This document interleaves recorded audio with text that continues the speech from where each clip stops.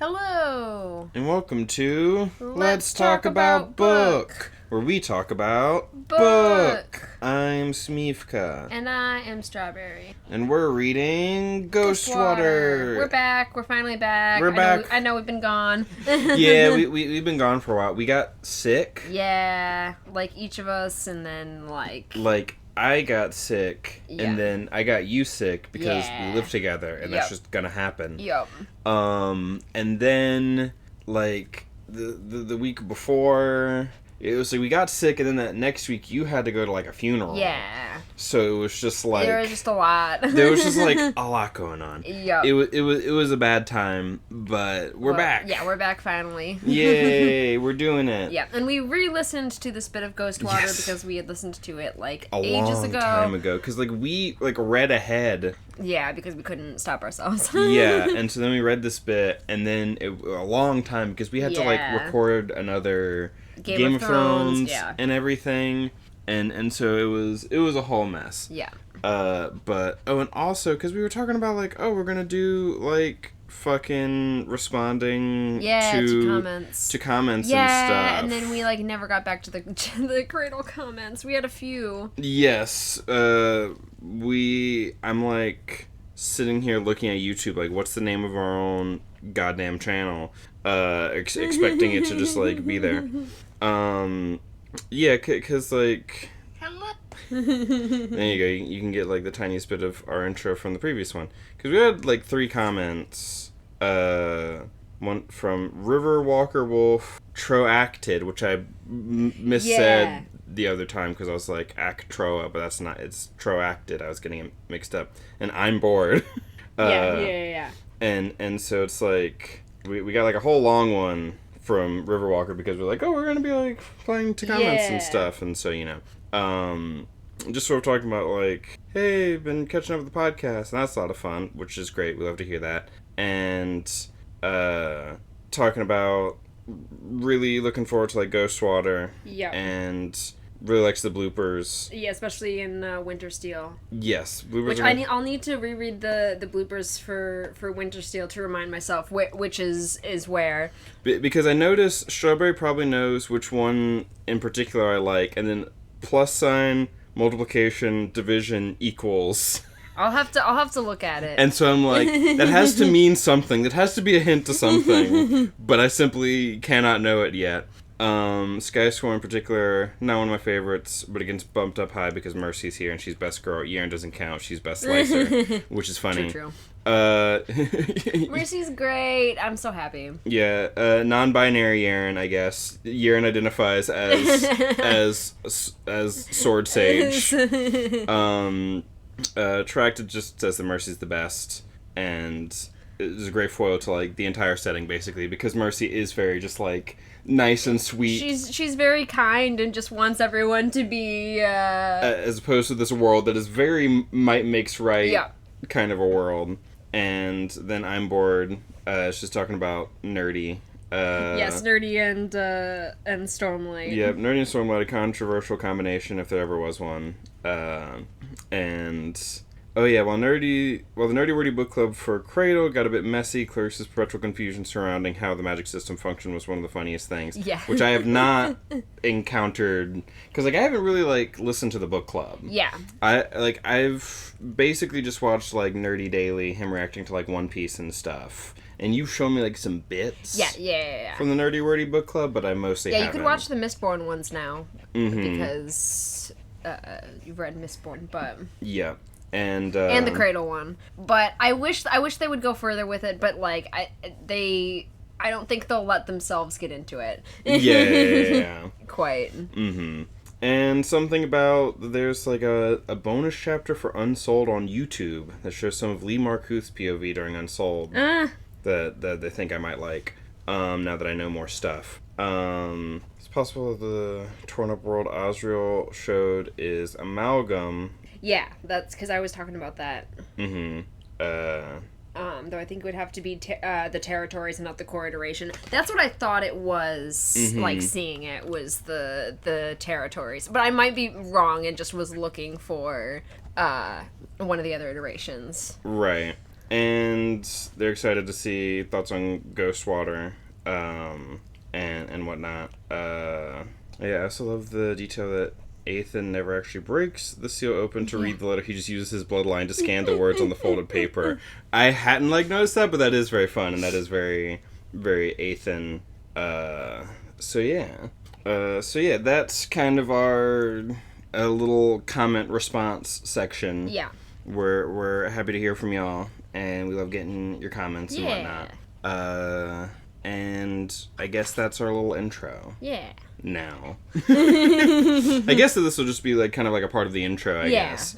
Just intro and comments and stuff. Yeah, but a little intro and sort of reading some of your comments and stuff. I'm sure that, if we are so lucky as to start getting a bunch of comments in the future, I'm sure that this will have to be a whole thing that we'd have to figure out. But it's nice. But for now, for now, we get to actually talk with y'all, and that's one of the nice things about being tiny YouTube. So yeah, just shout out to you guys for watching and liking and commenting and all that stuff. It's always great to read and talk with you guys. Yeah. So I guess we'll now get on to the actual book. Yeah. Alrighty. Prologue. The egg. The egg. That's all I have in my notes. Yeah. We were joking about just saying the egg and then moving on to chapter 1. Yeah. No, but we will talk about it. We're not going to go super in depth into it. No. But there's some interesting stuff still. Yeah. It's because it's we listened to it and then we re-listened to it because we were going to listen to more, but then we didn't actually listen to more. And so then we had to finish listening, and we didn't... Anyway, it's a lot of the egg. Stopping and starting, yeah. Yeah, a lot of stopping and starting and stuff. But the prologue, it's all about the egg. Yeah. There's an egg for the Bleeding Phoenix. Yep. Because there's various eggs around. Calls to basically the whole group of people, and there's there's a line where it's Muenkai or whatever whose perspective we're in, and there's a line where it's when he stepped forward, the others had too. He looked to his left and to his right and saw that he was surrounded by thieves. Yeah. And then there was a fight, and he got the egg, and yeah, because he had been on a fire path, basically just for the purpose of keeping. Yep, for lighting firewood, basically. He's not Yeah, it's he learned enough of a fire path in order to keep the forge lit or whatever, and that was literally it. That was just his job. And so he was nobody, but he has this fire. He had something resembling a combat-based path that he could use to kill these people, and then he gets eggified. Yep, yeah, the egg was all his. He'd drawn it inside him without quite knowing how, and so it essentially becomes his his Madra, basically. It basically settles in his core, so he uses it his own Madra. Yeah, because I'm thinking about how when you're gold. Yeah. You can it can take in something from a sacred beast or something like that. Yes, if you make a contract with a sacred beast, then you can get power from them. This feels like a similar sort of a thing. Yeah. To that he essentially kind of has a contract with this egg. Yeah. And it's similar to Yaren's parasite, but he immediately drew it in, and she fought it for a long time before, Exactly. And so the thing that I found interesting, I mean, partially it's just sort of this general, we're in his perspective, he's using the power of this egg to lord over everyone and be a shitty old tyrant and all that jazz, normal shit. Yep. But I found it interesting, I liked how they described at one point that because the blood Madra has mixed with his fire path. Yeah. His fire Madra, his fire works especially well against flesh. Yes. That he can burn flesh especially well because it's a mix of fire and blood. Yes. And just how some of these whole mixtures and combinations happen is very interesting to me, which is why I always want to know more about how these paths work. Yeah. What do Cloudhammer do? What's the different properties coming together to make what's her name's new path where she makes the little dragons? Yeah. What's her name? Oh, come on. I know it.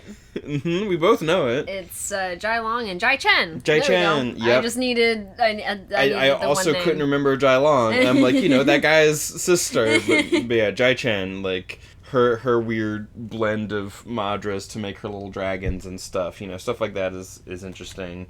I like knowing how the sort of power system works and whatnot. Yeah. All the different aspects together and stuff. Yeah. But... this guy's being a sort of petty tyrant over all these people now that he has power. And then, like, he has power above some of these people who are technically a higher advancement than him because he has, like, the power of the egg. Yeah, he's a low gold, but he's basically lording over a bunch of high golds here. Mm-hmm. And he's really annoyed that he didn't get a perception bump with the power bump because he didn't, like, technically... Yeah, advance to high gold. And so he's just, like... So I found it interesting that he had to, like, have them use their spiritual perception to, like, spot the fucking... The Skysworn. Skysworn coming in. They're like, oh, someone's coming. And then guess who? It's Lyndon! Yeah! And so we get a nice little bit of, it's always fun seeing Lyndon from other people's perspectives because he's immediately threatening. Yes. He always looks immediately very threatening. And then people like start to underestimate him and it's like, oh no, actually he's just polite and just like whatever. And then like, well, why was I like scared of this like kid to begin with or whatever, and then gets angry.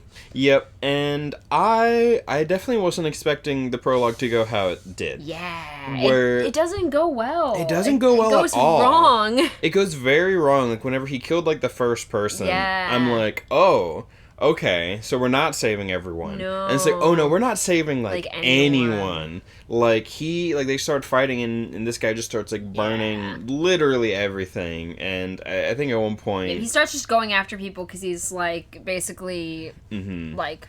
well, fuck you, if you're not gonna, like, use my, like, strength, if you don't, like, see the best in me or like, see better in me, then I'll just, like, take y'all out, Yeah. Yeah, he starts going full scorched earth, haha. Yep, exactly. And pulls more and more on the egg, and, like, his attacks start changing to be, like, bloodier and bloodier and less looking like fire and stuff. And I know that at one point Lyndon's just like, why? Yeah. Why would you? And, like, Travis Baldry does a good job. Lyndon really, like, I feel like thinks of him like Yaren, and so he's like trying to like talk him down, like, oh, this isn't you or whatever. And he's like, no, this is me. Like, this is just like I just got the power to do this now. Right. It's like some people are Yaren. Yep. But a lot of people, it's like, no, it offered what they wanted and they took it. Yep. It's like some people are drawn to it because it's offering what they want, as opposed to it being drawn to them because they're powerful. Yeah. It's like the initial thing was like drawn to Yaren because she was like such a prodigy or whatever. It's like, ooh, this will be a good source of power, seemingly, unless there's like more complication to her backstory than we know currently, than I know currently. Yeah. But instead it's like, no, this is some weak little guy who was like, ooh, more power. Yep. And so immediately just like, just took it in. But, Lyndon likes to see better in people. Yeah. I mean, he does also understand that people are shitty. Yeah.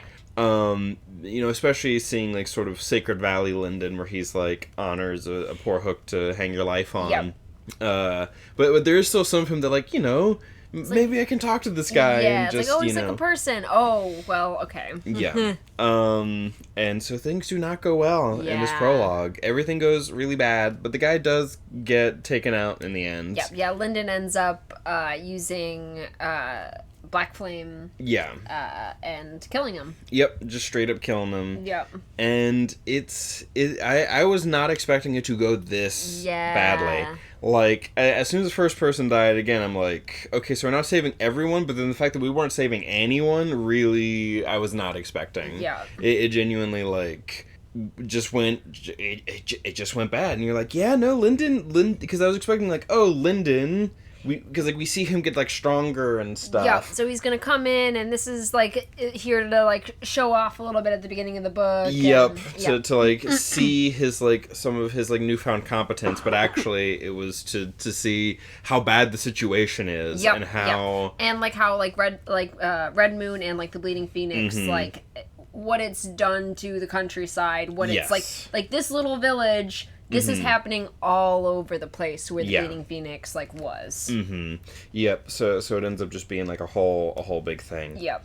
And that's what the Skysworn are like, being sent to deal with right now. Yep, and so... The prologue that I was expecting to be like, we get to see Lyndon do his cool hero thing, is instead actually everyone dies and Lyndon is unable to stop it, and it's very sad. And then leads like immediately into the first chapter where we're in Lyndon's perspective afterwards and getting to sort of like get his feelings of the aftermath, because this is all in Mu-En-Kai's perspective. Yep. But yeah.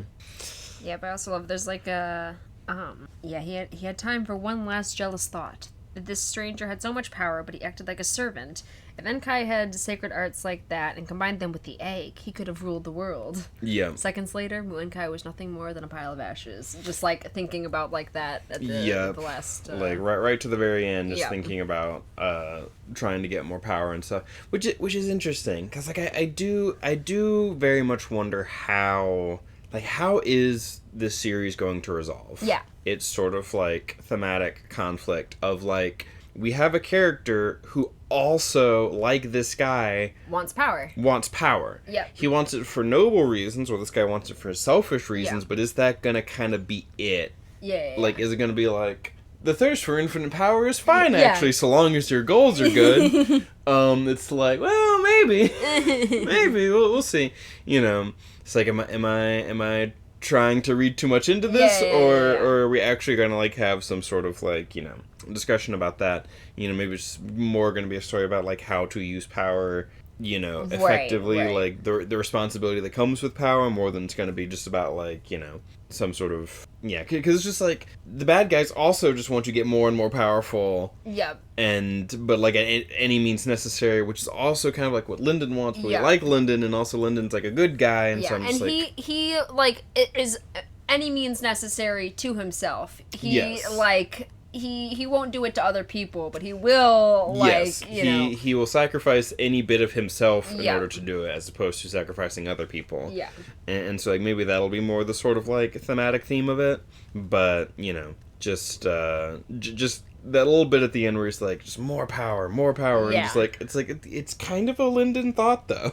Yep. Yeah, it's kind of a Lyndon thought to have, except for the whole ruling the world part. Right. You know? Because you know that Lyndon, as he's dying, would be like, if I had just... Exactly. You know? Done this.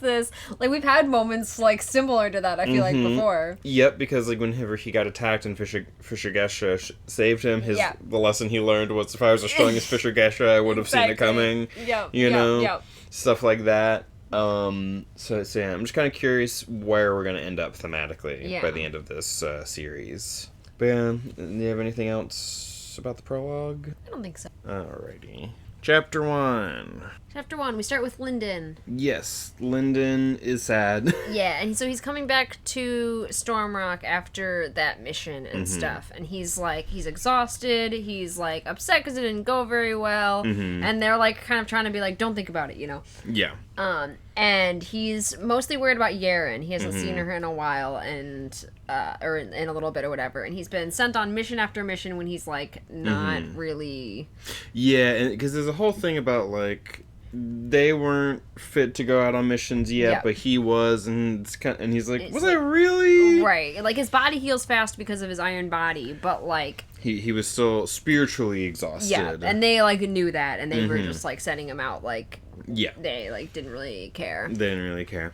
And you know, I'm sure it's, like, a mix of, like, we just need everyone going out and doing shit, and a mix of, like, if you die, we don't really care. Right. So, you're exhausted, well, maybe you'll go fucking die, and we won't have to worry about you anymore. Because you're kind of a weird liability. Yeah. Y'all are the Suicide Squad, so go do that. Yep. But yeah, and he almost gets in, like, a fight with, is it Byro? With Byro, yeah. He's got, like, Black Flame running, like, running through him. Yeah, so he's, like, meeting his eyes and, like, trying to, like, fight or whatever, and then he's like, wait, this is stop a bad for a idea. second, and then he like cycles pure Madra, and he's like, what was I thinking? Yeah. Like, I almost picked a fight with a true gold in his own like place, you know. Right. It was just a whole thing where it's like he's like the fatigue is getting to him, and he's Byro's being whatever about it. Yeah. And so Lyndon's just like, I need to rest. Where's you? Apologies, I've been stressed. Yes, which is fair, I would say. Yeah. So that happens, and then we kind of jump over to Yaren. Yeah. He's like, I need to know that she's being treated well, and then it goes to Yaren. Yaren was being treated like a prize pig hauled in front of a bunch of butchers. Yeah. And they're like, trying to figure out if she's her, essentially. Yeah, if she's like been taken over by a blood shadow or not. And she's like, I don't know how they would know. Like, they don't know me. How would they know the difference between me who's been taken over and me? Me normal. Yeah, and then they're like showing her colors. Like, what color is this? And she's getting pissed off. Yep, she's getting real annoyed at it. And the thing that, like, in my head, I'm like, because they're like, what color is this? And, what color is this? And part of me is like, are they expecting her to just say red over and over? I mean, that's what, I think she... Yeah, like, what does that tell you? Is a blood shadow blind to color? Answer the question. Yellow. You want me to tell you the shapes next? And then he, like, holds up another color, and then a shape, or whatever, like a triangle. Yep. Yeah, because then it's, like, a green, it's like everyone's wearing green, so it's like, if you don't know what color that is. Yeah. And then it's like, what shape is this? And she's like, really? Are you being serious? Are you, like, actually fucking being serious right now? Yeah, and then he calls her Red Moon, and she goes, not Red Moon, Aurelius. Yep. And it's like, the only reason they haven't just gone ahead and killed her is because she's with the Aurelius, and they're big and important, so, they can't kill her right away or they'll get in trouble with the Aurelius. And so, it's a little bit of just like... And Narugwe also thinks that maybe the Sword Sage might be alive, so he's because he doesn't trust Ethan. Right, it's like, Ethan says the Sword Sage is dead, but as far as I'm concerned, you can't fucking trust him, so, like, he could show up at any moment and try and kill us as far as I'm concerned, so, like, better play it safe. If you hear scratching and such, this puppy is being absolute crazy. She is. Stop being dramatic. Yep. She has been in and out, and she just wants to play. She wants to play. Or maybe she wants to go out at this point. Who knows? You want to go outside? You want to go outside? Is that it? Yeah. Because earlier I tried to, like, take her to the door, and she wouldn't follow me to the door, and so I played with her a little bit. But probably now that I've played with her a little bit, she's like, I'm full of energy and I want to go outside. She's out for now, but she'll probably be barking to come back in. She'll probably be barking to come back in so quickly because Tilly's not out with her. Yeah. She likes to go out with another... Yep, with another pup. Yep. So they can run around together. Yeah. But then sometimes it's like, I let them both out, and Holly's like the first to come back in. Yeah. She's just like, I didn't really want to go outside. I just wanted to follow Tilly. And it's like, well, you should have thought of that before you went outside. Right. But anyway, so Yaren is being looked over. Yep. And, what's the guy's name? Like, you just said it. It's not Byro, it's like the other guy. Narugwe? Yes, Narugwe. Yeah. Narugwe is like... Because I mix up Narugwe and Naruhuan all the time. Mm-hmm. Naruhuan is the emperor. Yeah, and Narugwe is, like, the head of the Sky Sworn. Yeah, and I think it's his brother. Gotcha. Or they're related. Yeah, they're related in some way. They're both Naru. Yeah, but I think they're, like, closer than that. Yeah. But yeah, and so we have the old check-in with Yaren, and then we jump over to Renfei. Yeah. Checking in on Mercy. Yes. Because it's like we jump over to Mercy, but we don't actually get Mercy's perspective. We get Renfei checking in on Mercy, which... Yep, she walks in and Mercy is cycling Shadow Aura, and she's, like, explaining kind of what that, like, feels like and stuff. Yeah, because she's just, like... like just comes in and she's just like in complete shadow in the corner, and then just like pops out like, hi. Yep. It looked as though she would be like as though it would be swallowed by an endless night. Only one thing was visible in the inky murk, a bright purple book hovering in the center of the room. It glowed, but somehow cast no light. Only the book itself was visible, a single distinct figure in an ocean of black. Mm-hmm. Yeah. And the book was spread open, its pages thick, and it pressed on her spirit with an impression of overpowering might and incomprehensible age. Then it vanished, and Mercy hopped out of the dark. Yep. It's funny because both Mercy and Lyndon have this sort of gap moe of like really scary path, and then for Lyndon he's very timid and polite, and Mercy's very just like sweet and clumsy. You know, sorry, I know it's gloomy, I heard you knock, but you know how it is when you're deep into cycling, you just lose your head. Mm-hmm. Yep. Because Mercy's just a big old sweetheart. She's just like, and she's just like a cutie. She's just like a little sweetie. Yeah, and then Renfei, there's like this little scene where she's like Mercy's coming up to her, and Mercy was watching her and slowly stood up. Renfei felt an instant of what she could only call a premonition. She was about to see beyond the mask of the cheery, innocent girl. The Akura Logold reached with one hand, gloved in slick black as though she dipped it in tar, and placed her fingers on Renfei's arm. You must be exhausted. Yeah. And so it's just, Yep, it's like, oh, I'm about to see a peek of the real her. And it's just her being, like, you know, like, seeing her as a person and, you know, like, talking to her. Like, like, wow, this must be tough. It's been crazy around here recently, like... Yep, Mercy does live up to her name in a way. Yep. She definitely sees people. Yeah. As just, like, people, rather than being so, like, focused on, like... the power and all of that. Yes. Like, and, like, station and stuff. Yes. Like, yeah. Station and, like, your physical power, your advancement, you know, stuff like that. Yeah. Don't mean as much to her. I mean, you know, she's still, like, aware of them. Yeah. There's still a part later where she's like, but you're so weak! Yeah. to like, Ethan or whatever. Yeah. But yeah... Was that in... I think it was last book. I think it was in the last book where she was like, but you're so weak! But yeah.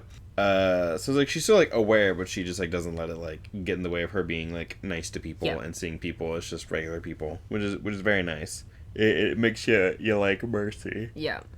Oh, you're making me yawn now. No. Stop it. So yeah, is that kind of it for the Renfei and Mercy? Yeah, they just, like, start to actually talk and have a good conversation. It's kind of the first we've seen, like, Renfei really open up, especially since she, like, realized the, like, the Black Flame stuff and all of that. Yeah, like, she's, you know, just kind of talking like normal and you know. Yeah. Because we haven't really seen her like that. Right. Yeah. There's stuff. Yeah. There's other stuff that I was not expecting in this book yeah. that we will get to when we get to. I mean, you know, most likely you've already read this, so like, you know, the spoilers don't mean anything to you. But like, I'll get to it when it actually like happens. Yeah, so then we go back to Lyndon, and he's, like, seeing Yaren come in, and, well, first he sees Renfei and Mercy come in, and then Yaren come in, and he's, like, happy to see they're all, like, good and everything. Yep. And Mercy's still bumbling around, knocking everything over and dropping her staff, and almost falling out of the chair, and... Yep, yeah, Mercy, it's always just, like, these incidental things of Mercy, like, almost fucking everything up. Yep, yeah. It's, like, dropping things, tripping over her own feet. She always catches herself in the end. Yeah. But, like... she's always, like, starting to fall. Yep. Just, like, dropping the staff and then catching me, like, I got it! Yeah. And so then Yaren shows up, and he gets to see them. Yep. And then they start to explain what they're all gathered here for. Yes, what their mission is going to be as, like, a group. Yep. There's some more, like, recap on, like, why they're in the position that they are and stuff, that, like, they are too... They have too much backing to actually be attacked, but they are... like, very disposable and just, you know... Right, and there's a whole thing about, like, you know, I think it's in this one. It's like a black flame going around the Empire looks bad, but a black flame under the control of the Skysworn looks good. Yep. Same with Yaren. It like would look like, oh, we captured a member of Red Moon Hall and now have them working for us. And the same with like someone from the Akura clan working for us. Looks really good because they actually rule over us. So that looks great. So getting all that sort of like explanation as to why they're in the position that they are, which we kind of already knew. Oh, sorry. We kind of already knew from the previous book, but sort of like, getting us caught back up, reestablishing things. And then letting us know why this book is called Ghostwater. Yeah, they're told that this mission, they're going to go check on a pocket world called Ghostwater. It's on an island in the Trackless Sea. Yes.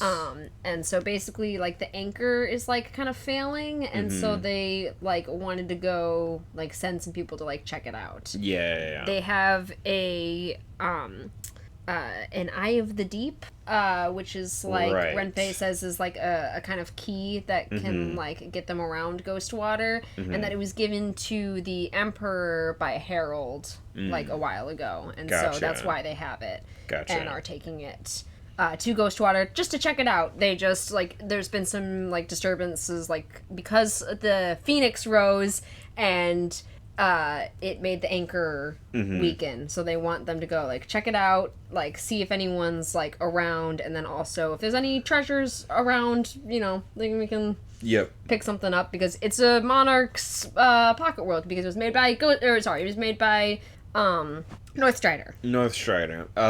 The thing is that you showed me this like meme one time where someone was like, how I picture everyone, and so now Northstrider's just Kaido in my head, and I'm just like, it's Kaido. It's Kaido's pocket world, but no, it's Northstrider's pocket world, and they're like, Northstrider like died a while ago or something, and then Lyndon's like, I saw him. I saw him in that vision. So like, he's not dead, but I'm not gonna say anything. Right.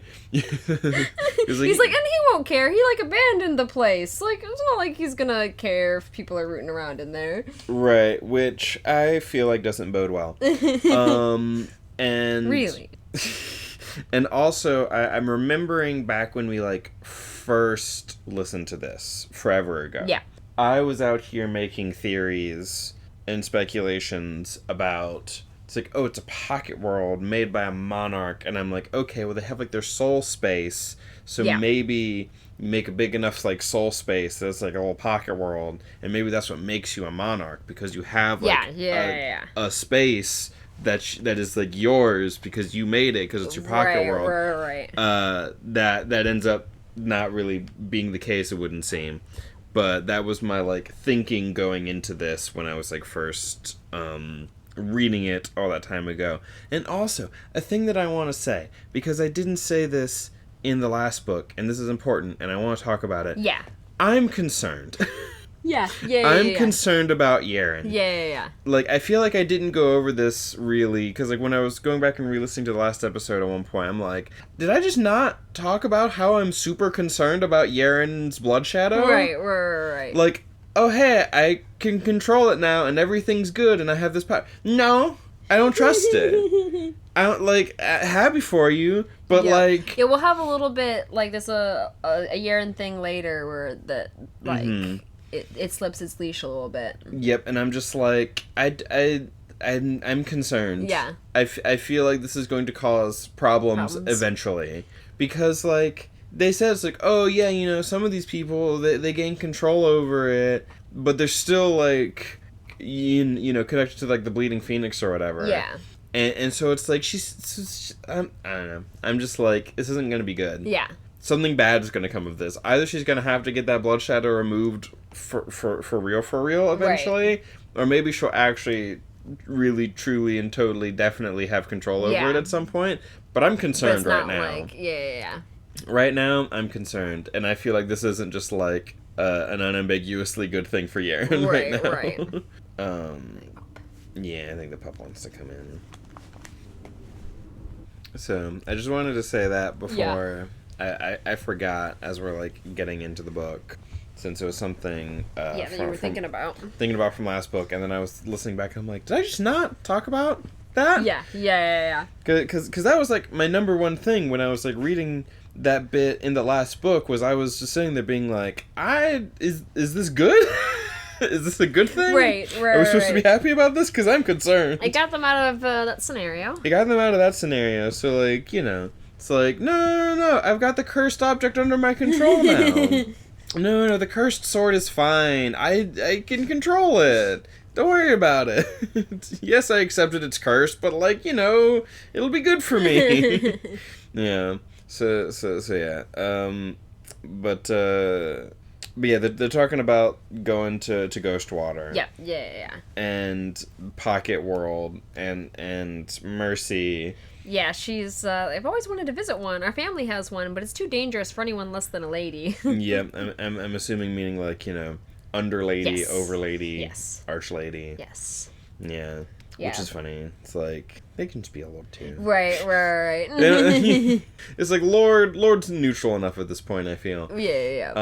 Because, like, underlady just sounds funny to me. Yeah. It's, like, become normal, like, right. book vocab to me, or whatever. Right, yeah. It's just, like, for me, it's just, like, an underlady. Underlady. It just sounds kind of funny. Yep. Underlady, overlady, archlady. Archlady. I am the most lady. I have become the archlady. The archlady. But yeah. See, is there anything else? They're like, we're gonna go here and it's gonna be dangerous, but like, don't worry about it.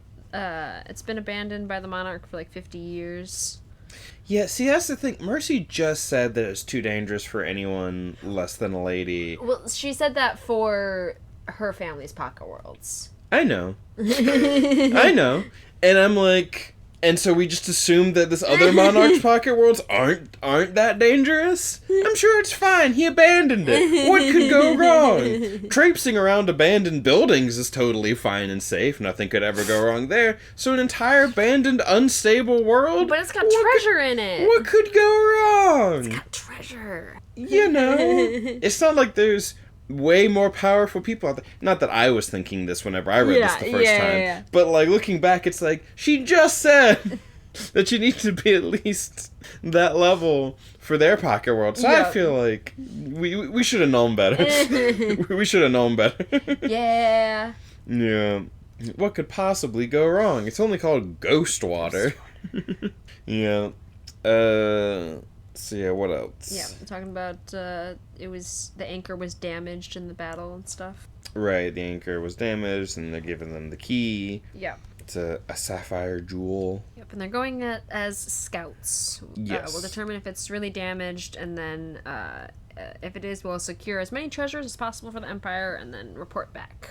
Right, so it's like, we're just supposed to go check it out, and then come back, and it'll be super quick and easy. Yep, and then they're like, okay, we're leaving in like half hour. Yeah. Go get Orthos, and then we're going. And then they get on a cloud ship and start going. Yep.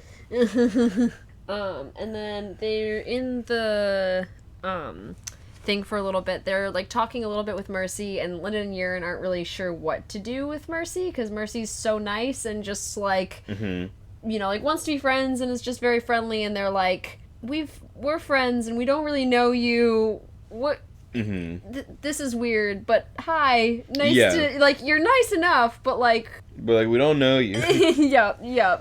Yep, and you're a little scary. What with all the shit that you've got going on. Yep. And yeah, so then they get to the portal, and they find it open, which they were not expecting. Yeah. And so then Renfei and Byro go to like talk, and Lyndon's like, they're gonna split us up. They're gonna like, so that one of them can like look over, like each of them can look over a small group or whatever. Yeah. And then immediately that's what happens. Yeah. They're separated into Lyndon and Orthos is going with Renfei into the portal, and Mercy and Yaren are staying out with Byro. Yeah. Gotta have one group going in, one group staying outside to, like, keep watching stuff. Yep. And Yaren wanted to, like fight. She's like, is this, like, the time to just, like... It's like, Yaren always ready to just kill them. Yep, basically. At a moment's notice. I think about this, like, that meme. It's Phineas and Ferb, and Ferb's wearing, like, a knight's helmet and has a mace and is holding it up, and he's like, not yet, Ferb. Yeah. And that's Yaren. Yaren's always just like hand on the sword, like, now? Is this happening now? It's like, not yet, Yaren. We're not to murder town yet. He's like, we'll just like feel it out or whatever. Mm-hmm. We might murder eventually, but not now. Yeah. Yeah. So then he decides to they go into the portal or whatever, and it's described as he'd experienced before. The world was swallowed by an endless expanse of blue light that looked thick, as though he could reach his hand out and run his hand through it as though through a veil. But this time it only lasted an instant. When has he experienced that before? Because he said as he'd experienced before, but I'm like, when did he go through a portal like this before? Like, was that part of, like, the Osrio vision? Was that part of, like, the Suriel stuff? I think it was either of those. Yeah, because that's the only time that I feel like it would have made sense for him to experience something like that. I think it's those. I don't think he's gone through any other... Because I was listening, it's like, as he'd experienced before, all this stuff, and I'm like, when the fuck have you experienced that before? It might have been, like, the Osrio, like, one. Yeah. That kind of, like, makes sense. Yeah, because I think he went through, like, a gateway in the Osrio one, but I'm not completely sure. Yeah, because like that would make sense that one of those two like visions or whatever it would be when, but I'm just like, I don't remember specifically, and so I would have liked a little bit of like as experienced back when blah blah blah. Yeah. As happens sometimes when you're at the beginning of the book and reintroducing things. Yeah. It's like that's one that I'm like, no, I actually don't remember that one. What are you talking about? Right. Some of this other stuff I'm like, no, I know. But in that one I'm like, no, actually I don't know that one. What was that? Right. But yeah, that's the end of chapter 1. Yeah. Yeah. Anything else we want to say about chapter 1? Nah. Alright. Chapter 2. Yeah. So they go through the portal, and they walk through, and it's like, it basically looks like the ocean floor, and then it's lit with these, like kind of almost mechanical tree thing. It's like blue... like tubing, and then these like not leaves, but they're like glowing like bulbs and like bunches basically, and then it like it basically just looks like the ocean floor but with no water, and then they're surrounded by like this bubble or whatever, and then there's water on the outside and stuff, and then there's other bubbles further in through the water or whatever that we don't see yet. Yeah, because we know that like Northstrider, whenever we saw him in Suriel's like vision. Yeah, he was going down into the Chocolate Sea, I think is where we saw him. Yeah, because like he goes down into the sea and like fights monsters down there, and his like the path of the hungry deep or something like that. Which so I imagine he like eats monsters or something. Yeah, but that's you know whether or not that's actually true. Because we know that like Hunger Madra is like a thing because it's like in Lyndon's fucking arm. Yeah, and like the stuff with the ancestor spear and stuff like that. So I wouldn't be surprised if he was just like, I eat sea monsters and become stronger by it. It'd be pretty cool. And so it makes sense that he's got like deep sea shit going on. Yeah, with his pocket world. Yep. Yeah.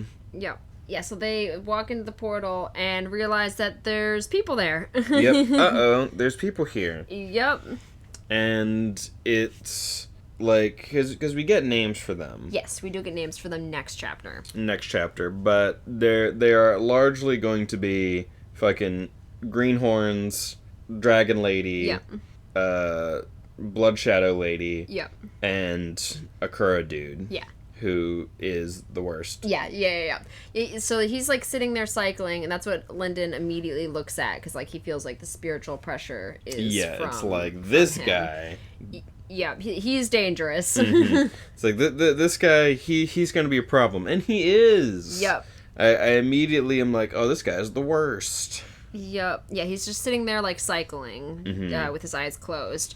And then there's a dragon lady. She has a sprawling miniature palace of golden madra or whatever. And she has like servants there. And she looks like a woman merged with a dragon, covered in gold scales, and she's got like a bunch of jewelry and like a bunch of necklaces and stuff like that. She's a gold dragonborn. Yep. And so then you could play as her in Baldur's Gate 3. Then he feels a blood shadow and sees the blood shadow lady over in the corner. And he feels that, like, she's true gold, and so he thinks, like, the rest of them are also true gold. And then he sees a tiny hut to the right. It looked had been slapped together from mud and bundles of dried grass. Another young man about Lyndon's age pulled himself out of the hut's doorway like a corpse crawling from a grave. He's got green horns. Yep. He's a tiefling, but a green tiefling, I guess. And he's the one who asks, like, who are you? He's immediately the one that I like the most, in the sense of he seems the most reasonable. Yeah, and he also, like, saves Lyndon a few times in this fight. He, like, sends, like, some rocks to like, block his, like, the way of, like, the Blood Shadow, and he, like, starts fighting the Blood Shadow lady and stuff like that. It's like, he's like, let's not just randomly kill the first people that we see because they happen to be there and annoying us. Yeah, and he says to... pointed comment towards Akura, asshole. Yeah, he's like, the golden dragon, she goes, when you're done, leave me their trinkets. It's so exciting to see a pack just bulging with who knows what treasures. And I like the look of that armor. Not every fight needs to be to the death dragon. What could they possibly have on them? They shouldn't be here. So then there's this whole conversation. Yeah. First, Renfei radios to Byro and is like, she goes... Byro, do not follow. I repeat, maintain your position and call for reinforcements. Multiple enemies. We will try and disengage. And so she's trying to, like, get out of there and, like, trying to tell, like, Lyndon to go. And she's also trying to hide the Eye of the Deep, the key that she has. She's hiding that behind her back.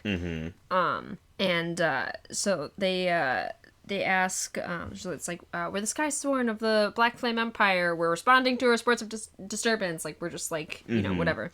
Who is backing you? The Winter Sage? And then Ortho's like, we need not answer you, and is being, you know, Orthos. Being all Orthos about it. Yeah, and so then that's like, when you're done, give me the trinkets or whatever, and all of that. They shouldn't be here. They're not bound by the rules. Who can know who sent them? And she's like, we're here from the Black Flame Empire. We said that. Like, yeah. Then she's like, back through the portal to Lyndon. And then the Blood Shadow stops him from leaving. They're like, no, we've got more questions. Like, you can't go. So they're trying to get out. It's like, hold low gold. We wait for instructions. No need to bother your sage with this or whatever.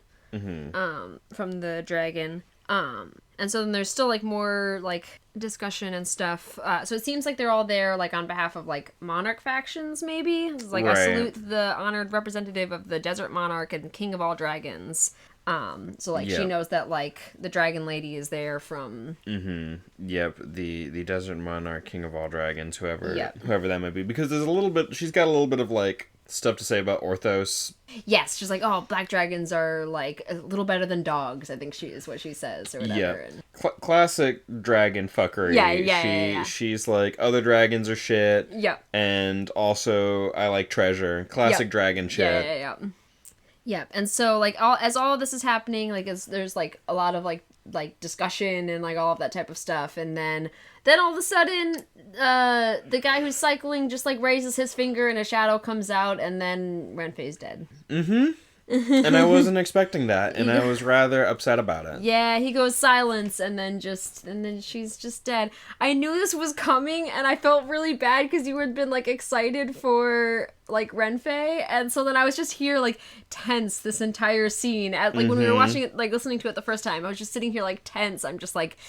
I really got the impression that Renfei was going to be more important than she was. Yeah. Something about, like, when Renfei got introduced, the way that she was talked about, I thought that she was someone important and that she was going to be important in some way. Yeah, she's just the Sky Sworn's true gold that, like, Lyndon happened to be around, you know? Yeah. Basically. Yep, and so I was rather taken aback by her dying.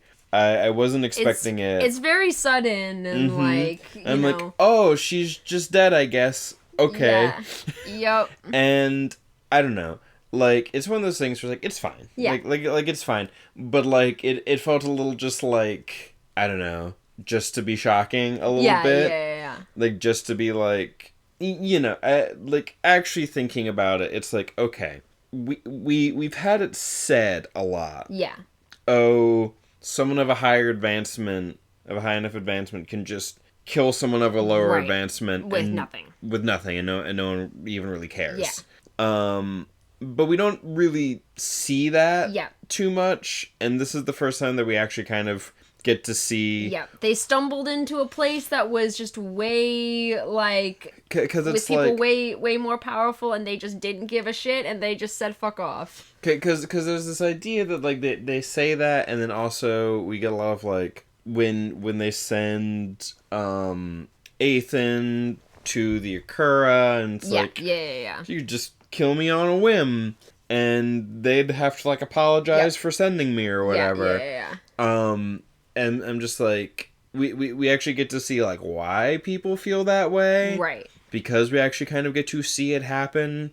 The most we ever really saw of that was kind of I don't know, some bullies back in Sacred Valley, right? And also we see some Jai people being shitty to some Aurelius at one point. Right. I think when Jai Long's going on his murder spree, but that was more about Jai Long's murder spree than it was about that. Right. And they weren't killing them or anything, I don't think. But it's just we actually get to see why people are so scared of this world, essentially. Yes. Why everyone in this world has to be so on their toes around people of a higher advancement, because they could just kill you, and who gives a shit. We actually get to see that in action a little bit, but in the moment it felt a little jarring and a little what was the point of Renfei then, I guess? Oh well, I guess she's just not a part of this story, never mind.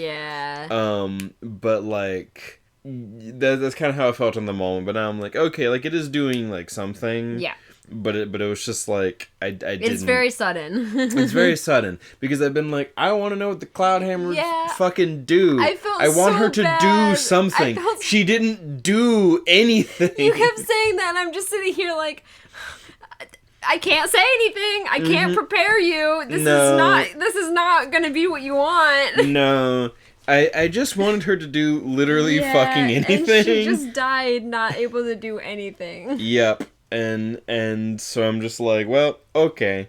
I guess that's how it's going then. Yeah. So she got killed very instantly. Yeah.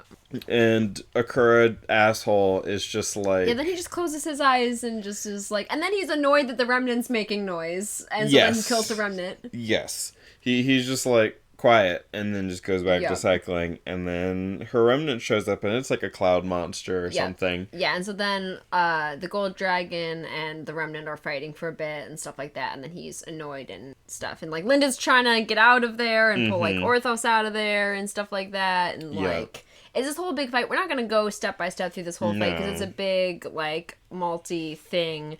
The horned guy is kind of trying to protect Lyndon a little bit, and and all of that. Yeah, it's one of those things. So this is going to be a little tangent real quick. I watched a video recently that I enjoyed. Well, I listened to it because I was at work.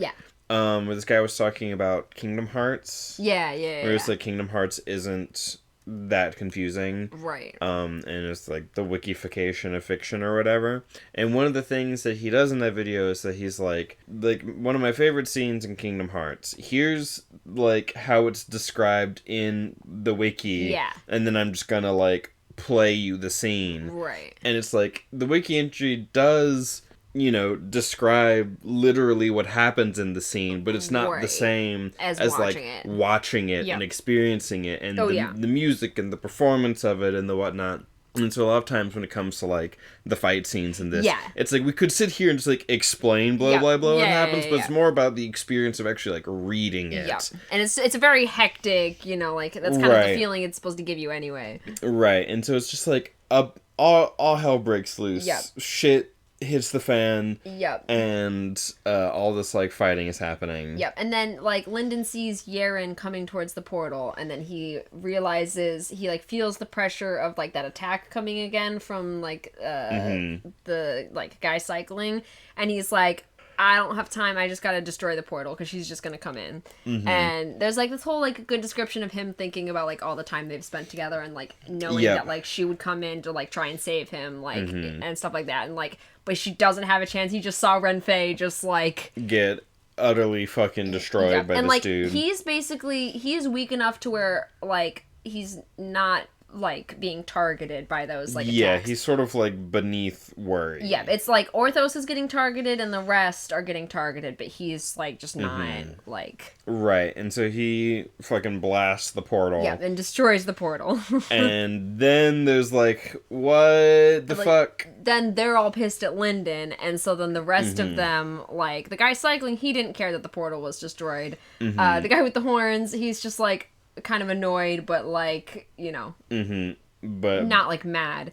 But the Red Moon Lady and Dragon Lady are pissed. Yep. And they're trying to quietly go after Lyndon because they don't want to disturb, I'm just gonna say Harmony because I'm like, doesn't want to disturb Harmony because he will start attacking again. So they're trying to like attack Lyndon but not be too noisy, both spiritually or like actually. Yeah, because they don't want to get super murdered by him like Renfei got. Yeah, because like he did attack all of them and they like were able to defend, but they did all still get like some amount of injured or like had to like actually block in some way. Yeah, because we see some of their like them blocking the attack and stuff, and to get like a little bit of a sense of what they do. Yep. Because doesn't like Greenhorn's guy, he makes like a script circle in the air essentially, which is interesting. A little curious about that. Yeah.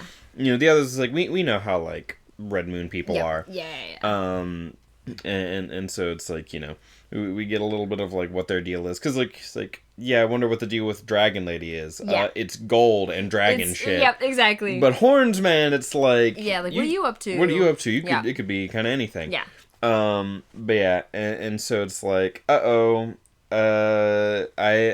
made them all mad. Yeah. So time to get the fuck out of here. Yep, and it destroyed the portal, and so he grabs the Eye of the Deep from Renfei.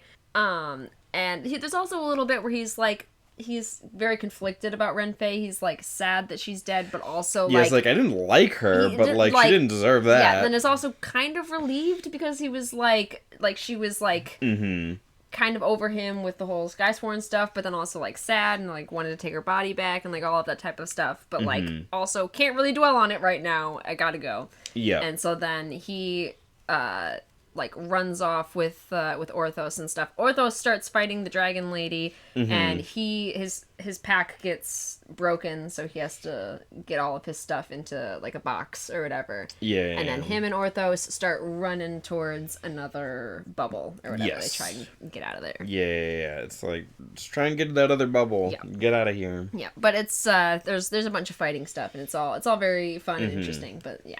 Yep. Yeah. So I think then we'll go to the next chapter. Gotcha. So that's it for this chapter? Yep. Alrighty.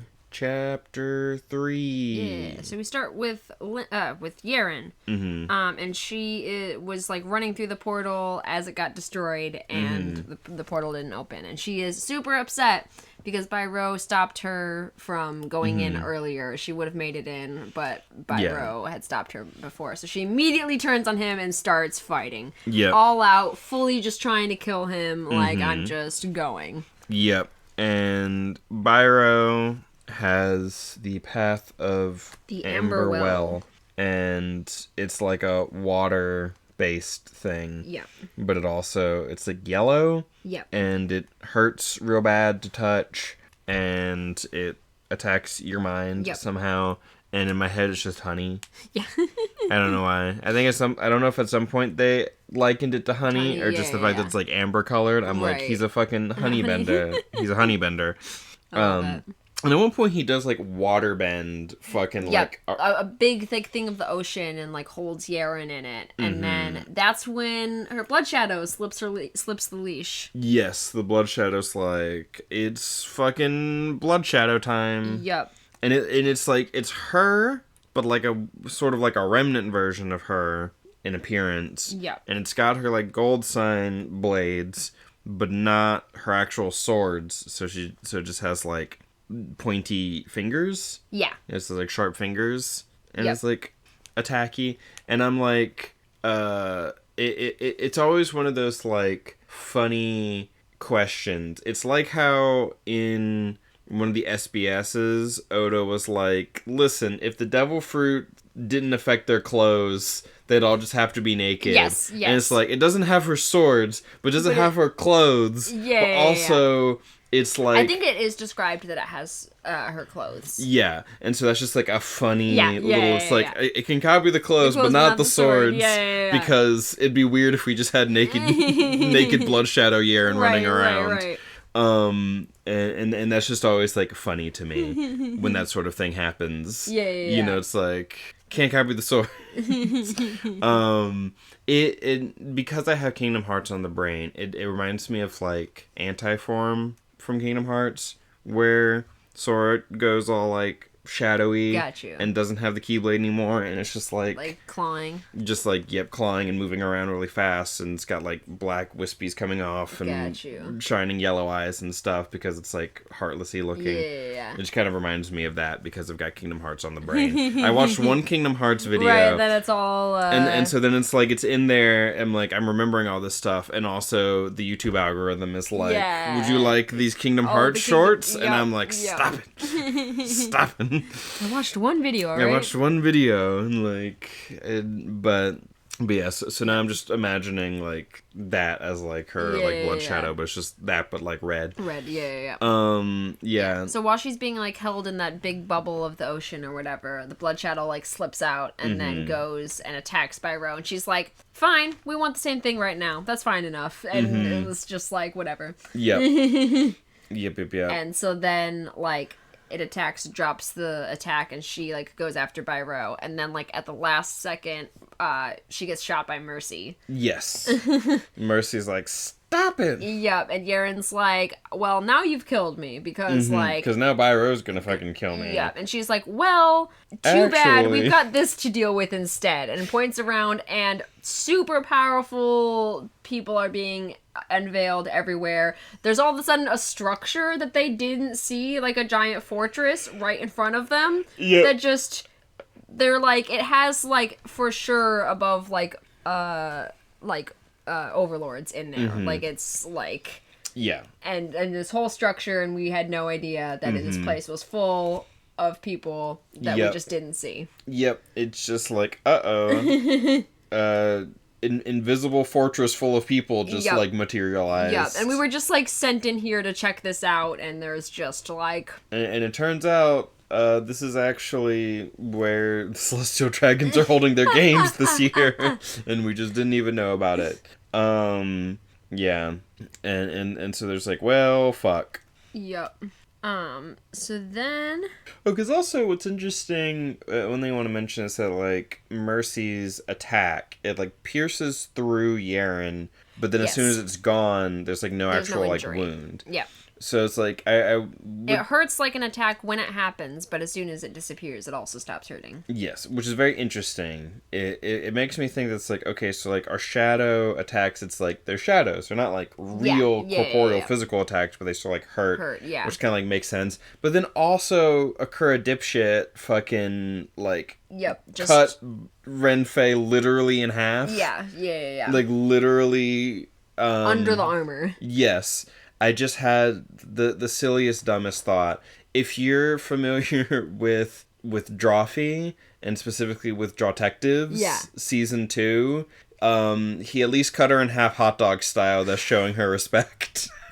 As opposed to the disrespectful way, which would be hamburger style. Insane. Yes, because I just suddenly remembered that from Drawtective Season 2. It's like, cutting them in half long ways is respectful. I guess because it's more difficult? I don't know. But anyway, cut her literally just straight in half, and I'm like, and he seems, he was doing shadow stuff? Yeah. So it's like, I don't know what's up with that. Do all the Akuras do shadow stuff? Maybe. Because it seems like sometimes a clan is like, we all do the one thing, but other times a clan is like, we do different things. Yeah. Because, like, Ethan's doing completely different shit from the rest of the Aurelius, it seems. Because they more have their, like, bloodline ability that unites them rather than, like... Than a specific path, A specific path.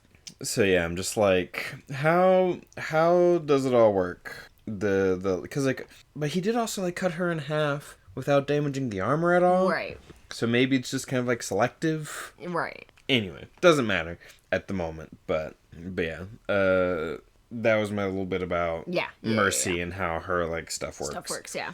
So then after that, after they see, like, all those people unveiling or whatever, it starts switching to all of the different people who were in Ghostwater. We get a little bit from each of their point of views. So we go to Yan Shomei, who is Blood Shadow Lady? Who is the Blood Shadow Lady. Yeah. Who, she's upset that the portal was destroyed. It's like, fuck! Like her blood shadow starts going for Lyndon or whatever, and she remembered herself just in time and pulled it back. Zeal, the horned boy from the wasteland, was nearby, and she knew him by reputation. He was known to wait on the sidelines for an advantage. The second she struck at the low gold, he would take advantage of her distraction and hit her while she was distracted. There was no love lost between Red Moon Hall and the sacred artists of the wasteland, especially not now after the Dreadgod's rampage. Right, he's from the Wasteland. Yep. And also he's called Zeal, which is funny because he has the least zeal among them. Yep. He is the least zealous. But it's Zeal spelled differently from, like... Yeah. But it's like, he is the least zealous among them, and he is named Zeal, and I find that funny. Yep. And then she decides that it was, like... So once she thinks that she's gonna have to use her gate stone, which she's annoyed because it's, like, expensive. Yeah. Each of those represented days of work from a sage or better. They were not handed out frivolously. Yeah. It's like, oh man, I gotta use a homeward bomb. Yep. To not lose all my souls. And then, so then she says, according to the truce, none of them were allowed to leave this habitat until all 6 faction representatives arrived. They were still waiting on the young prince of the Tidewalker sect and the delegate from the Nine Cloud Court. Yes, and Nine Cloud Court we know from the Suriel vision. Yep, is another monarch faction. Yes, because she was like, here's the people who'd be strong enough to fucking deal with that shit, and one of them we do get is like the Nine Cloud Court. For some reason in my head I'm like, it was like a child. Yep, they said Shamiara of Nine Cloud Court. Yeah, and something about like she was like 12 or something. Yeah, and it was something about like... Or fairly young. She was like not allowed to leave her room until she achieved what you would consider gold or something like that. Yeah, and just like... Yep. That's what I remember about the Nine Cloud Court. Because in my head it was just like a fucking, like, it's like this tiny child floating around. But yeah, and then it was the Tidewalker. Yes, the Tidewalker sect. Tidewalker sect. Luke Tidewalker. Yeah, so then she goes, however, without the portal, there was no point in waiting. The treaty had been decided by the higher-ups in each faction, so Shomei should never violate it purely on her own judgment, but the Sage of Red Faith would applaud her decision. And talking about how heralds were probably supervising this event. Gotcha. Mook Tidewalker. Damn. I have never read a Carrie's name. I didn't realize it was with an E. I thought it was with an A, like this entire time. Yeah. A Karanatoth. Yeah. And they call her a Carrie because a Karanatoth is a lot. Yes. Yeah. A Carrie instead of a Carrie. Yeah. It's just because English's vowels are bad. We got bad vowels. We've got a lot of vowels, but we really try not to. So she's thinking about, like, she wants all the stuff that Lyndon has. She's like, he's got to have something good. And also, I could use the dragon stuff or whatever. I could, like, use its shell for something or whatever. Yeah. Thinking about treasure. It's like, if you know the right buyer, that can be very valuable. Yep. And I do, because I'm tapped into dragon bullshit. Yep. And then, she's thinking about, like, oh, if I did this stuff, if I embarrassed the Akuras, or whatever, her master would be pleased with her if she could turn over something that embarrassed the Kura clan. He may even bestow his smile upon her in person. And then she's like, oh, I'm daydreaming. And then she asks, or asks her servants, she's like, contact the herald, describe to her the situation and tell her that the others won't be arriving. Like, I want permission to go. And then she gets a voice in her head, a Karanatoth of the Gold Bloodline. A smooth, overwhelming voice echoed in her very soul. This was not the voice of a herald. I see you. I am with you. You may begin. Which is wild. Yep. Because that's, because we heard, like, oh, monarchs can do shit like that, but we hadn't, like, seen it. Nope, we've never seen any, like, stuff like that. But then the monarch's just like, yep, go ahead. And it's like, because that's some god shit in terms of, like, if you, like, just worship this person, and then they can just straight up, like, in your head be like, yes, go. Yep. I mean, you can see why, like, the Akura treat, like, Malice that way, and why, like, Yep. Yep. When it's just, like, gotta smile even if she's not looking. Yep. Or, you know what I mean. Yeah, like, she could be looking. She could be, but like, who knows? Who knows? And so gotta keep smiling even when I'm bowing, and this guy can't see my face because, Yep. Yep. And I also like this little bit of, like, dragon, whatever. Akari took the time for one last bow, wriggling in the sand to show her deference, and then shot off into the water. I thought so much about that wriggling in the sand line, trying to just, like, visually picture what that looked like, and it's so goofy. I just assumed, like, bowing and then just, like, straight up. Yeah. I'm just imagining, like, a little lizard in the sand. It's like, yeah, basically. And it's so funny and silly. But it's just so, like, dragon, I feel like. It's so just, like, a different way of communicating that I really like. Oh no, it's very fun. It's very, like, silly and goofy, but also just like, because they're dragons. Yeah, they're big lizards. Yep, there's big old lizards, and so they do little weird lizard shit like that, and it's very funny, and I also enjoy it. Yep. And then we go to Akura Harmony, and his point of view, and he wasn't really thinking about anything that went on. He, like, doesn't have much thought about the person he just killed or anything. He was just like, that was noisy, that's annoying. Urusai. Yep. And so then he's just, like, cycling and stuff, and he's thinking a bit of, like, his relatives and stuff. There were others of his relatives that were closer to becoming Akura Malice's heir than he was, but they were generations older than Harmony. And they might decide to ascend to wherever it was that sages and heralds went, instead of staying and becoming monarchs. Right. And Harmony intended to face that choice himself one day. Which is interesting, because you talked about that. Yeah. You said heralds and sages? Yep. So heralds and sages occasionally ascend and do whatever it is that they do when they ascend. When they ascend, instead of staying and becoming monarchs. Yes, yeah. Which is interesting, because it means that, like, the people who are monarchs could, if they wanted to, leave, but choose to stay around. Yep. Which is interesting and puts, like, them in a different sort of perspective for me. Yep. And, like, Lyndon's ultimate goal is to leave. Yeah. Like, his goal, or he's never said he wanted to be, like, a monarch and stay on Cradle and whatever. He wants to go. Right. He wants to go and do it. So I'm like, what's going to happen? It's going to happen. Are we, like, are we gonna get to the end of this and he will ascend, and or is it, like, is he gonna ascend earlier and then, like, go to other places and see other things and have those kinds of adventures? I don't know. Yeah. I don't know what it's gonna end up being exactly. I feel like it could be either he ascends, like, fucking mid-series. Yeah. Or, like, right towards the end. Yeah, because it's like, oh, monarchs are, like, almost like gods here, but also Akura Malice couldn't on her own handle the Dread God. Right. Which is fascinating. She couldn't just, like, couldn't just, like, kill it. Yeah, because I feel like Surya would just be like, pfft. Yeah. Like, it's like not really. Like, I doubt that, like, a Dread God would give Suriel or Machiel or any of them an issue. They can destroy literally entire worlds. Right. Without seemingly too much difficulty, even. Right. So it's like, they're big fish, small ponding it in the grand scheme of things. Right. Yeah, and so... What do you think about, like, Harmony, like this is, like, common knowledge to him, or whatever. Like, we haven't really talked about, like, much with other people talking about, like, ascending or whatever, but he's just, like, as a matter of fact, like, Sages and Heralds sometimes ascend and sometimes stay to become monarchs. It's just something he knows. Yeah. I mean, that's interesting, because he's, like, in that world. Right, exactly. He's, like, from a monarch faction, you know. Right. And so it's interesting that he knows that they leave, but he doesn't know, like, where they go and what they do. Yeah. That, like, they just ascend, and then they don't, like, come back. Yeah. Which is interesting, because it seems like Lee Markuth tried to come back. Right.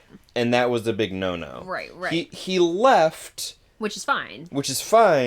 But he wanted to come back and monarch it up. But it's like, no, you can either stay and be a monarch, or you can leave Yeah. But you can't come back once you've left, which is interesting. Because he was also like, no, I'm allowed to do this. I'm from here. Yeah. But they're like, nah, that ain't it, chief. I gotta do a big murder on you.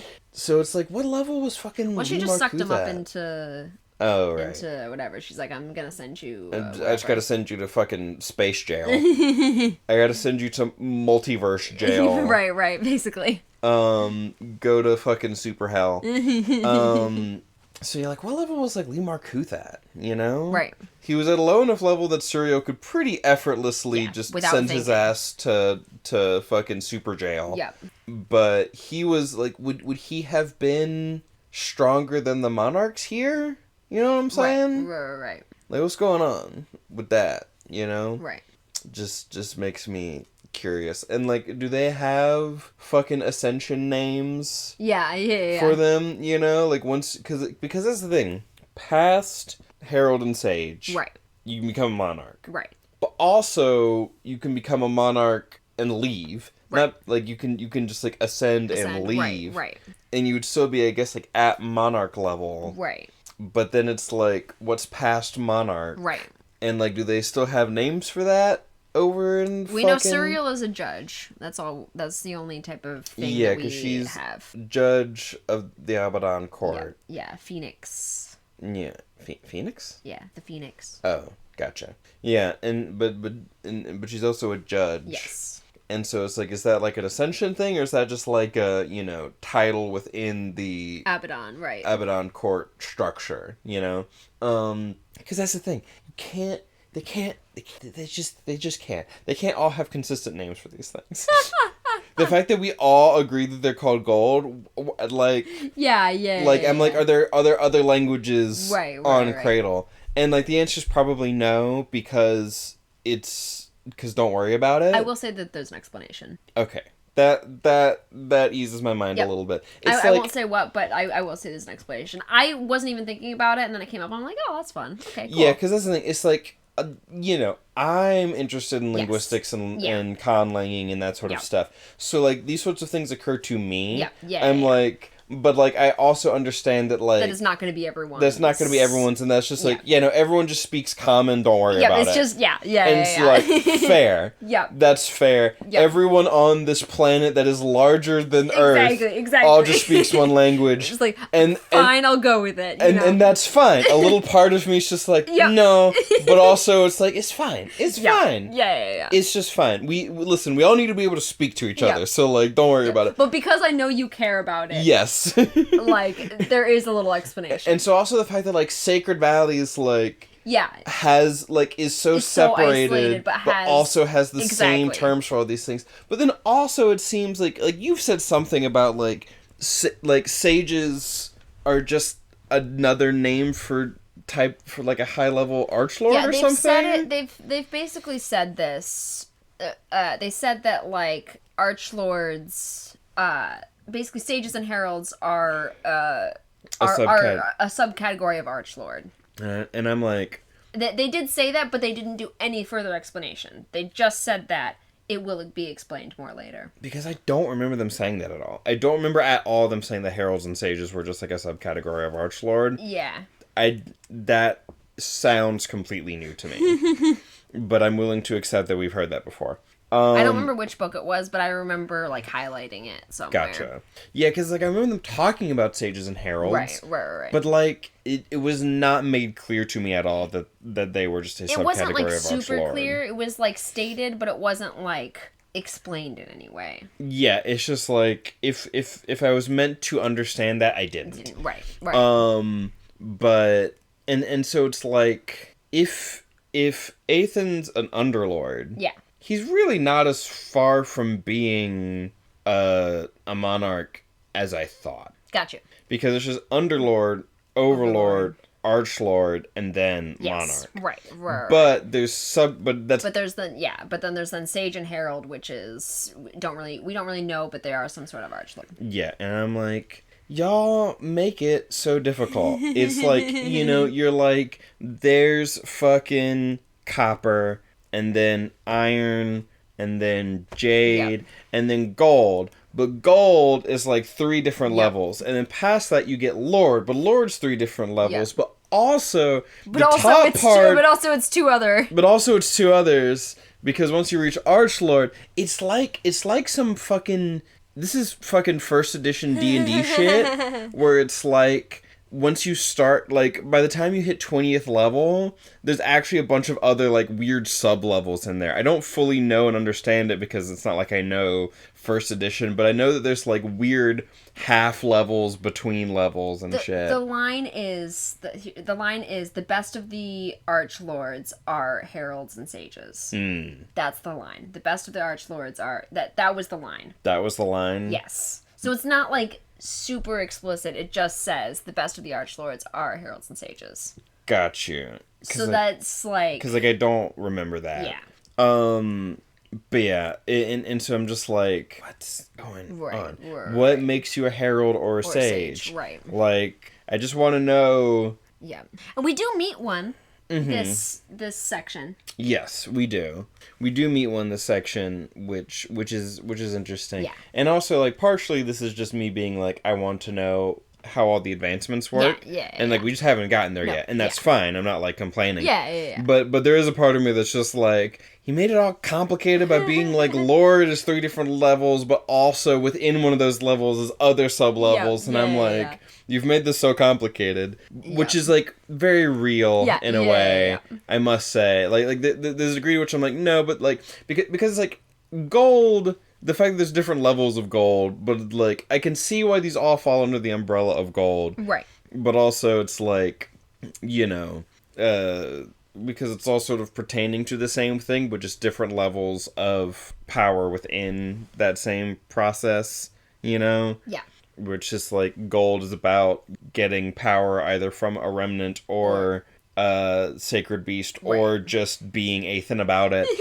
Just getting pumped full of a ridiculous amount of power. Yeah, and it's just about like doing that, and as you like go up, but then that makes the line between the different levels of gold just unclear. It just makes them unclear. Yeah. It's not 3 distinct steps, it's a gradient at that point. Right. And that's a little annoying. How do you know when you've crossed the line from one to the other? Yeah. And so then I'm also gonna be like, what's the line at which you go from being an Archlord to a Sage or Herald? Are Sage and Herald next to each other, or is one on top of each other? Yeah. The best of them are Sages and Heralds, so I imagine Herald's above Sage, but I don't know. Because he's also like, Sages and Heralds, they sometimes just ascend, and so it's like, so can you ascend from either, like, what... What exactly? Are they just sort of 2 words for the same kind of thing? If you're just a dude wandering around, you're a sage, but if you're, like, part of a structure like the Akura are, you're a herald because you're heralding a monarch. Gotcha. As opposed to just being like, nah, I'm just a dude who wanders around with a sword and is very strong. The sage that we meet is the Akura sage. That's true. Yeah, that's true. I forgot that it was like, because it's Sage of the Silver Heart? Yep, Sage of the Silver Heart. That's actually who tells Harmony to begin. Yes. His grand aunt's voice. Harmony's grand aunt. Gotcha. Grand aunt. Yes. So, like, grandmother's sister would be your grand aunt? Probably. I imagine. That sounds about right. Yeah. So yeah, that I imagine that would be what that we'll means. get a little bit more about Harmony in the section later too. Yeah. But yeah, and that's interesting. Yeah, the Sage of the Silver Heart, which is like, what does that mean? What does Silver Heart mean? Yep. Fisher Gesha over there. Yep. And so he also thinks how only the Akura family knew about the true prize at the heart of Ghostwater. Over here thinking that, not telling us what it is. Yep. Yeah. Now whenever I come across those, I just think about Sanderson's lecture where he's like, but he couldn't think about that now. It's like, sometimes you gotta pull that trick. Exactly. Yep, and he also has a little bit of Soulfire, too. He has his, he's a peak true gold, and his soul space is, filled with, Soulfire. He's only a small step from Underlord. His soul space was filled, and a spark of Soulfire waited at the heart of his soul. Interesting. He was, because it's like, you gotta, see, it's like, but why are none of those steps enough to be advancement? It's like, getting Soulfire, not Underlord yet. Yep. Having a soul space, not Underlord yet. A step to it, but not A step to it, but not there. And so it's like, what's that final step? You have to have a soul space, you gotta make the soul space, and you gotta have the Soulfire, but there's gotta be some other thing. Yep. And some sort of like understanding that's required. That's what's been said. Some sort of insight or understanding. Yep. Yeah. So, just curious. What's the deal? Yep. Because at some point, because that's the thing is that I know that like at some point Lyndon's gonna have to like become. He's going to go through all those advancements. Yep. So like it'll all be made clear eventually. Exactly. Yeah. We will know. But I'm just like I'm impatient for it. Yeah. I want to know. I want to know right now. I'm chomping at the bit. Yup. Yeah, so that's it with Harmony. So then we'll move to Athen. Yep. So Athen is pestering the... he's trying to pester the Emperor, but he can't get in to see him. Yes. And so he talks to Narasea, and Narasea is like, just help us clean up the rest of the Red Moon Underlords, and then you can make your request. And Athen's request is he wants to work with the Skysworn so he can supervise his trainees' training. Mm-hmm. That's all he wants. He just wants a spot in the Skysworn. Mm-hmm. Yep. And it's like, help us clean up these Underlords first. And he's like, fine, I guess. He's like, I could just break in there. And she's like, weren't you trying to not break in there? Isn't that the reason why you're trying to come in here and ask about it? I was told that I wasn't allowed to break in anymore, so I need to make a request. And she's like, well, only if it's like you can't just come in and do that. You're not the patriarch. You're not the patriarch. And he's not happy about it. He keeps thinking about it, being like, I'm going to have to take care of that later. And then like, I'm not going to think about it now. He's not happy. He's not happy. And I'm worried about what's going to end up coming from that as well. Yeah. That he's going to be a real asshole about that later. Yeah. Alright, so then we go with... Yeah, I think that's it for that. There's just a bit of him and Narasea banter and such. Mm-hmm. Yeah. And he also is like, I need to make a quick stop to pick up something before they go in. Right. And fight the Underlords. And Narasea is like the sister. Yes. Of the Emperor. Of the Emperor. Yeah. And the Emperor, he's an overlord. Yes. But not an archlord. Right. Yeah. Because if he was an archlord... Yeah. It'd probably be a different story. Yeah. Because then he'd be like definitely like closer in power to some of these other things. Yeah. As opposed to just being like a tiny little part of the Akura. Right. Standing like, if he was like, nah, I'm a big fancy archlord. I'm like a sage or a herald or something. Right. Yeah. He'd still be like under them, but they'd be like a bigger deal probably. Yeah. Yeah. And so Narasea is the sister to the Emperor, and I like how like she's described as having like her wings like folded up. Yes. Because there's a whole thing of like having the wings out and going through the big wide doors and people having to like wait for them to go by. You can't go past them. Yeah, but she actually has like her wings kind of like folded in and stuff, which I just thought was like a nice little detail. She's being a little bit more considerate in that sense. He's the Emperor. He's got to be. Yeah. Putting on the whole thing, you gotta have the wings out and be all big and dramatic, and they have to be deferential to you because and the Emperor is supposed to have the biggest wings and stuff. Yep, so it's just sort of like it's a whole neat little thing. Yeah. Yep, and that's it for chapter 3. Yeah.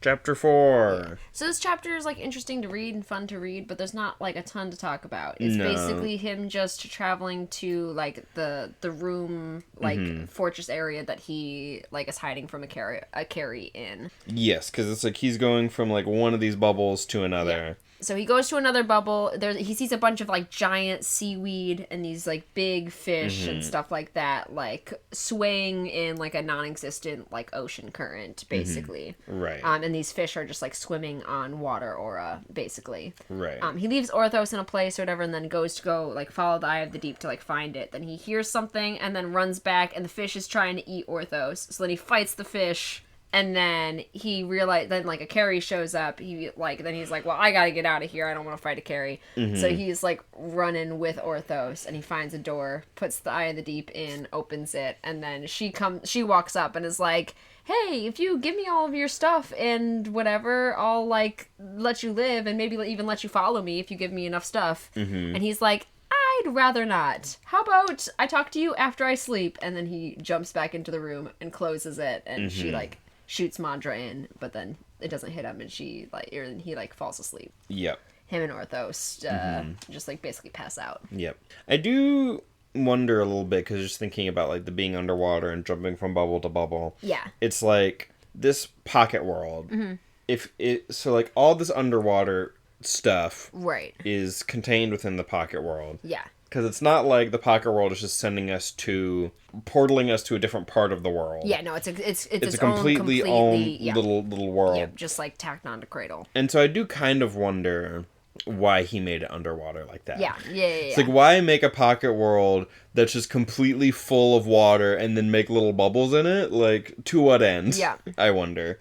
But, you know. Like, because, like I said earlier, like, oh, it makes sense because he's doing, like, deep underwater shit. Yeah. But then also it's like, yeah, but also you've got to, like, make these little research base. Like, you didn't have to make it an underwater place. But you just chose to make it, like, I made a pocket world. It's entirely full of water and we have to make little bubbles inside of it. Why didn't you just make it full of air? Because it's the aesthetic. It's cool. Like, what do you mean? It doesn't match my deep underwater aesthetic. Exactly. Motherfucker. But, you know, I mean, I'm sure there's probably, like, reasons, but, you know, whether or not the readers are privy to them, you know, it's like, you know, we need to conduct our research in deep underwater conditions because X, Y, and Z. And so instead of going deep down in the ocean, we just made a little pocket world that just, you take the deep ocean with you wherever you go. Right. But yeah, that's mainly it. The chapter, it's mostly just Lyndon has to fight a fish and is trying to find a place to be and has to hide away from a carry and then, like, immediately passes out because, it's been rough. Yep.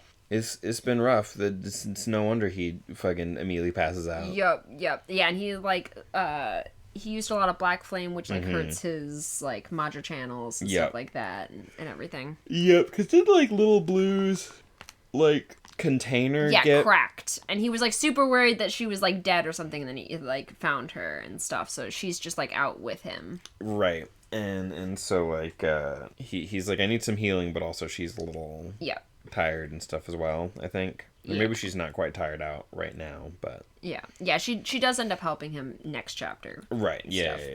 Yep, so that's chapter 4? Yeah, we're, like, not really spending much time on this chapter. It's a good chapter to read, like, it's, like, fun. It's just, like, getting to his next, like, spot and some fun fights and stuff, but... Right. Not a ton to talk about. Yeah, not a ton to really sort of, like, talk about. But we'll have stuff to talk about, like, the next chapters, so, like... Yeah, because, like, I kind of remember sitting there listening to him, like, fighting the fish and having a little bit of a feeling of just, like...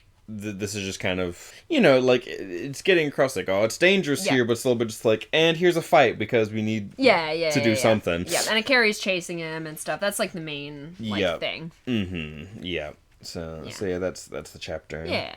Chapter 5. Yeah. I'm super excited about this chapter. I really enjoyed it. Yeah. Because we got to meet a new person. Yeah. So first, he wakes up and he's like...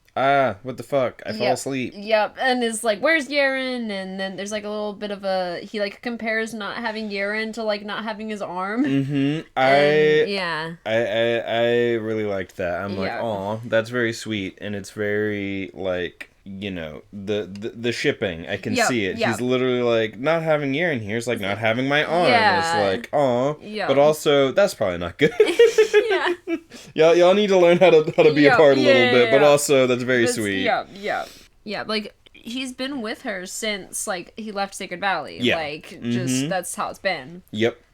It's like he was with her towards the very end there in Yep. Sacred Valley, and then when they left, they've just been together the whole time. And, like, even when he was, like, kind of alone in, like, the Transcendent Ruins, Yaren was still on the other side of the door. That's the only person he had to talk to. Like, he still talked to her, like, every day, even though he wasn't, like, physically, like, she wasn't in the room. Right. She was, like, right there. Yep. But, yeah.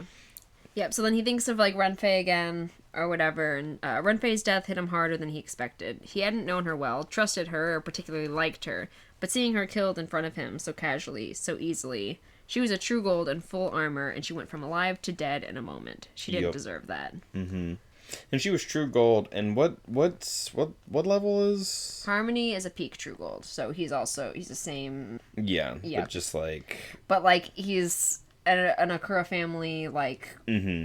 and he's like almost to Underlord. So it's just like, he's just better. He wasn't necessarily called a prodigy, but he was like called like one of like the geniuses of the you know, like he's It's one of those things like you can be the same advancement and still just be like better than the other person. And like she's like Skysworn, like like True Gold or whatever, like from the Empire underneath the Akura, like she's like kind of far from because to reach a certain level is just to hit certain power thresholds and like not necessarily skill. It's not necessarily a skill thing, but also it's like, you know, if you have an iron body, you are an iron. Yes.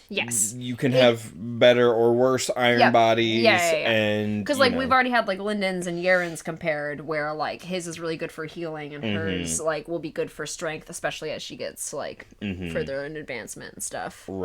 And so it's just like there's like variation that exists within these categories and stuff, and it's like you've hit the requirements to both be true gold, but you're just different types of true gold, and also one of you's practically an underlord at this point. So all of the people here are true golds except for Linden. Because Linden, is he still like low gold? He is still yes, I believe he is still low gold. Yeah, because Yaren's high gold. Yes. Right. Yes. She's a high gold, and Linda's a low gold. Because when we meet Yaren, she's Jade, and then she takes her master's remnant and becomes gold. Low gold. So low gold, and then we see her advance against Jailong. Yeah. But she hasn't advanced since then, so she's not true gold. Yeah.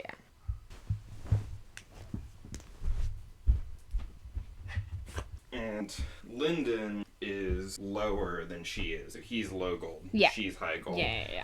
And Mercy's also low gold? Yes. But they're like, why? Right. They're like, her like power seems like super steady and like it could advance at any moment. And like also she's an Akura. Why is she a low gold? What's happening? Right. And so you and I were talking about that not on the podcast at one point. And I'm like, either she's been veiling herself this whole time, or it's just like she has some sort of reason that she hasn't advanced yet. She's like, I've got an advancement in the chamber for whenever I need it. I don't know. But I'm like, either she's veiling or she's like holding back for some reason, and I don't know what. Or she's, you know, maybe she's naive and she has a block. Right. Yeah. You know? But yeah, so everyone else is true gold. Yeah. Linden's still low gold. Yeah. And he just woke up. Yeah. And is like, what the fuck? Yep. I was asleep, and where's Yaren? And I'm gonna die because there's all these people around. Oh wait, I'm still alive and in this room, so hooray. Yep, so then he's basically like, well, I gotta like find food and water, I guess, and I gotta find like hopefully another way to escape. So he starts exploring this like these chambers, this whole like thing. So it's this whole like tunnel with a bunch of sets of rooms of like a bunch of like is Orthos in there with him? Orthos is also there, but he's like not waking up. His shell has been split, like he is injured. Yeah, he's in a bad way right now. And Little Blue helped heal Linden a little bit. Yeah. And so Linden's kind of stumbling around. He's like really thirsty and like all of that. And then he finds this room with a bunch of, like, broken constructs and stuff like that. Like, he's, like, checking them all out. And then he hears someone, like, talking to him. Yeah. And, he doesn't think that it's talking to him at first. Yeah, but it's like, oh, this, like, construct is talking. But constructs can only say pre-recorded things. So it's not, like, talking to me. It's just, saying shit. Yep. Yeah, and he's thinking, like, I should be looking at a room full of treasures, but, like, it's, like, it's been so long, they've all been, like, degraded over the years, they're, like, nothing's really, like, left or whatever. He's like, oh, don't worry about the water, it's just water, at least chemically. I know it's glowing and purple, and it would be very reasonable to think I will not drink this because it will melt my insides, but I promise you it will not melt your insides. Not quickly, at any rate. Technically, everything erodes your inside slowly, doesn't it? Worth thinking about. Worth thinking about. And so we meet Dross. We meet Dross, who I picture as just like Wheatley from Portal. He gives me those vibes. Yep. And just like, if you know Portal and you know what like the little orb with a little eye in it kind of thing, that Wheatley is. That's just what I imagine that fucking Dross is whenever he pulls him out of the water or whatever. Yeah. Yeah, so Lyndon's, like, doesn't think that it's talking to him at first until, like, until it says, It's like, you're ignoring me, aren't you? Yeah. A bit rude, isn't it? I mean, don't you think? First person I've spoken to in however long I've been down here, and I was hoping for a better conversationalist. How long have I been down here? Yeah. And I love, oh wow, I can see so much more from out here. Thank you, giant stranger. Giant, glaring stranger. Are you angry? You just always look like that. Yeah, I really enjoy Dross's, like, personality and the way that he's, like, written and stuff. Like, it's not necessarily, like, new. Yeah. You know? But it is kind of, like, a kind of character. Yep. That I do enjoy, especially how it's being done here. He's just, like, he's fun. Yeah. It's just, like, very silly. Yeah. Yeah, he was originally a memory construct and, like, keeper of the dream well, just, like, telling people what it does. Yep. And is, like, coming up with slogans for it and things like that. Yep. And being like, turns out if you put a memory construct inside someone's head, they just get a better memory. Yep. So he's talking about, like, Northstrider was doing the grand work, and that's what this whole facility is here for. He was trying a bunch of things to, like, make him smarter, and yes, because it's like, oh, I've gotten so powerful that, like, now it's, fighting smarter, not harder. Which makes sense. Yeah, so he has a few different experiments and stuff, and this one is the dream well, and it is, well, he was working on memory constructs, and then this well had, like, a memory, like, focus. So then there's, like, all these memory constructs, and then the dream well, which is like some sort of like water that gives like focus and yes, and when he drinks it, it's like a night's sleep. Yeah. He says it's like a night's sleep in a bottle or whatever. Yep, and so he drinks some of it, and then I keep wanting to call him Wheatley. Dross is like talking about it, and it's designed to boost focus and eliminate mental fatigue in humans. The second one, I also love, the water also helps you focus when you're distracted, approach complex problems with new inspiration, or you can freeze it into little bits of ice and use it to make an ordinary drink glow purple. Yep, which is very fun. And then it's incredibly valuable. I'll have to check to see if you have authorization to take a second. Oh, you're drinking it. You're already drinking it. Yep, that's the bit that I was looking for. I really enjoyed that little bit. It's like, oh, you're drinking it. You're already drinking it. Because, of course, Lyndon's like, well, why not have more then? Exactly, of course. And then he's like, oh, well, it didn't do anything. Yeah, he's like, well, it'll work again whenever you get tired, I guess, you know? And also we get the very Linden thing of, like, the dream well has just been, like, flowing and flowing and flowing. And so it's been overflowing into these, like, drains. Yeah. And Linden's, like... looking at all of the stuff going down the drains and, like, physically, like... It's, like, physically pained him to think of how much of this stuff had gone down the drains over the years.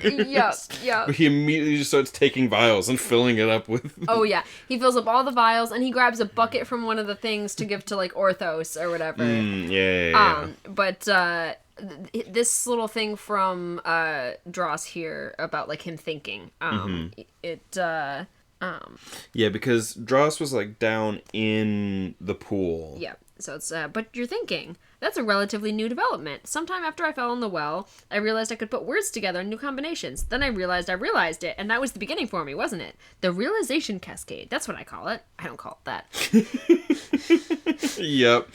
And it's so funny to me. Yep. And then, like, it starts learning new things. They start, like, feeding a bunch of the memory constructs. He, like, asks, like, oh, which one took, like, visuals? Which one, you know, like, whatever.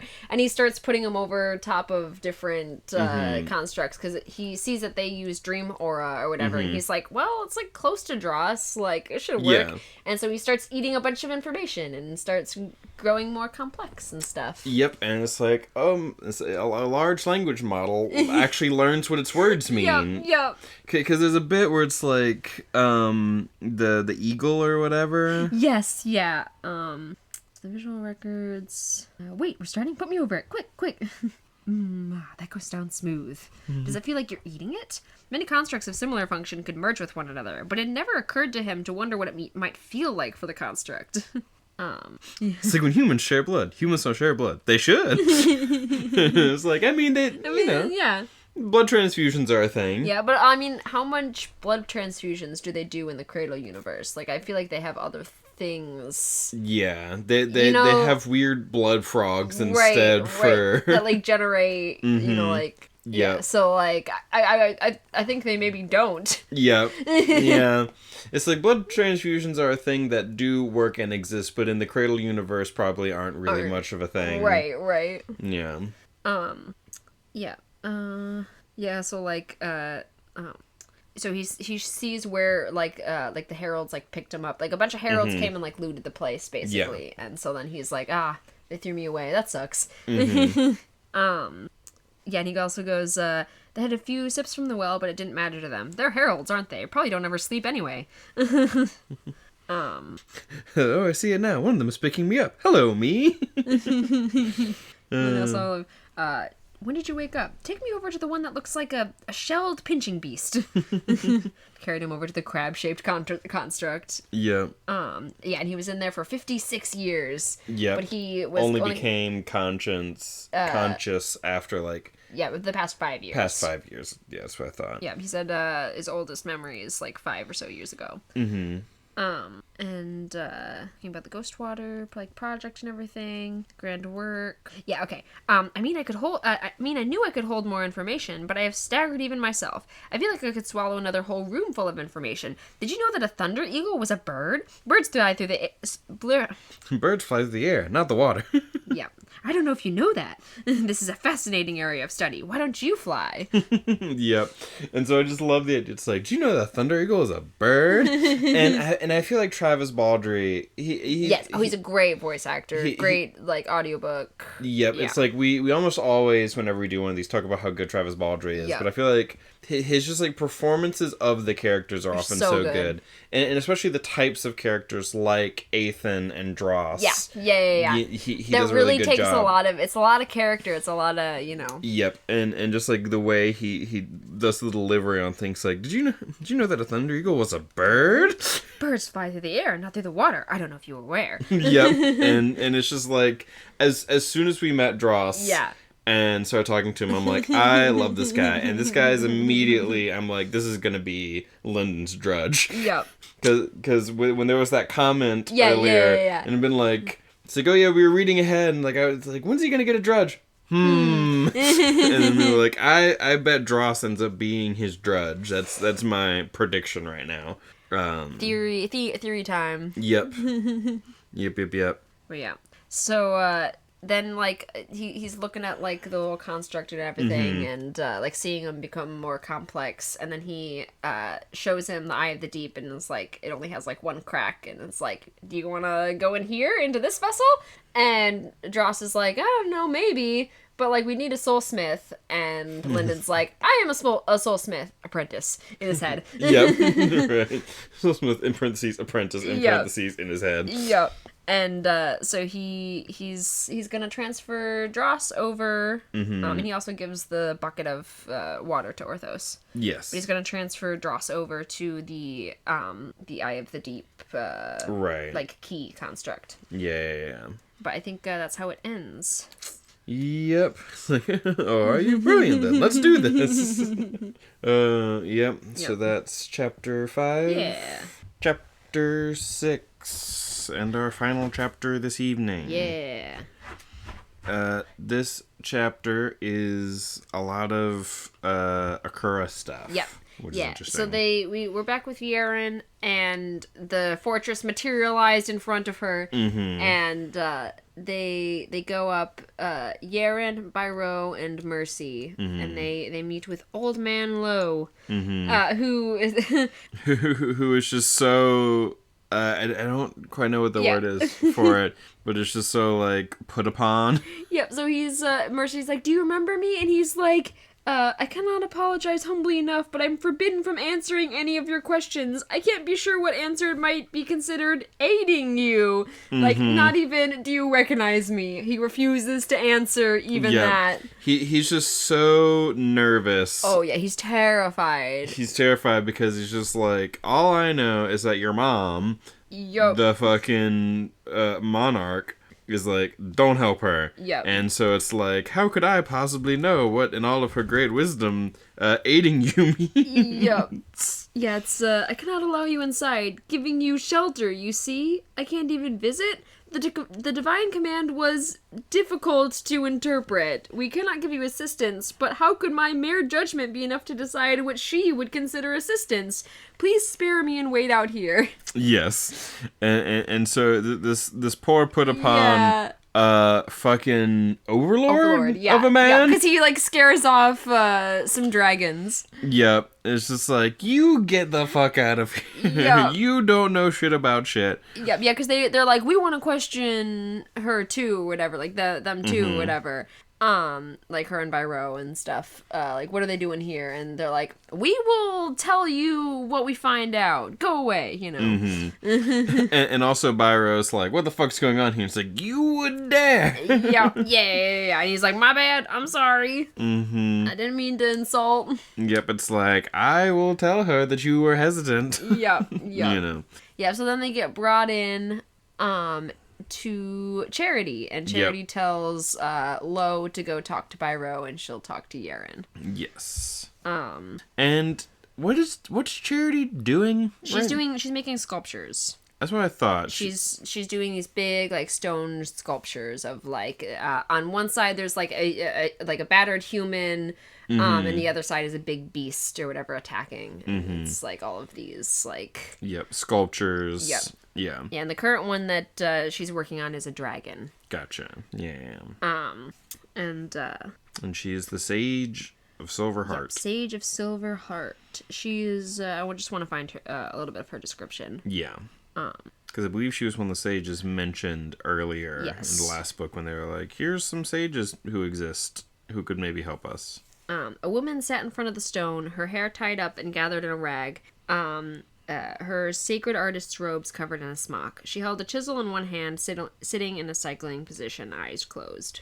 Yaren couldn't feel the force of her power, but she could see the aura all around her. All the Vita aura still like a held breath. The sage's spiritual perception overwhelmed the block of stone, submerging it and buffeting it like the ocean's waves. Yeah, that bit. So then she...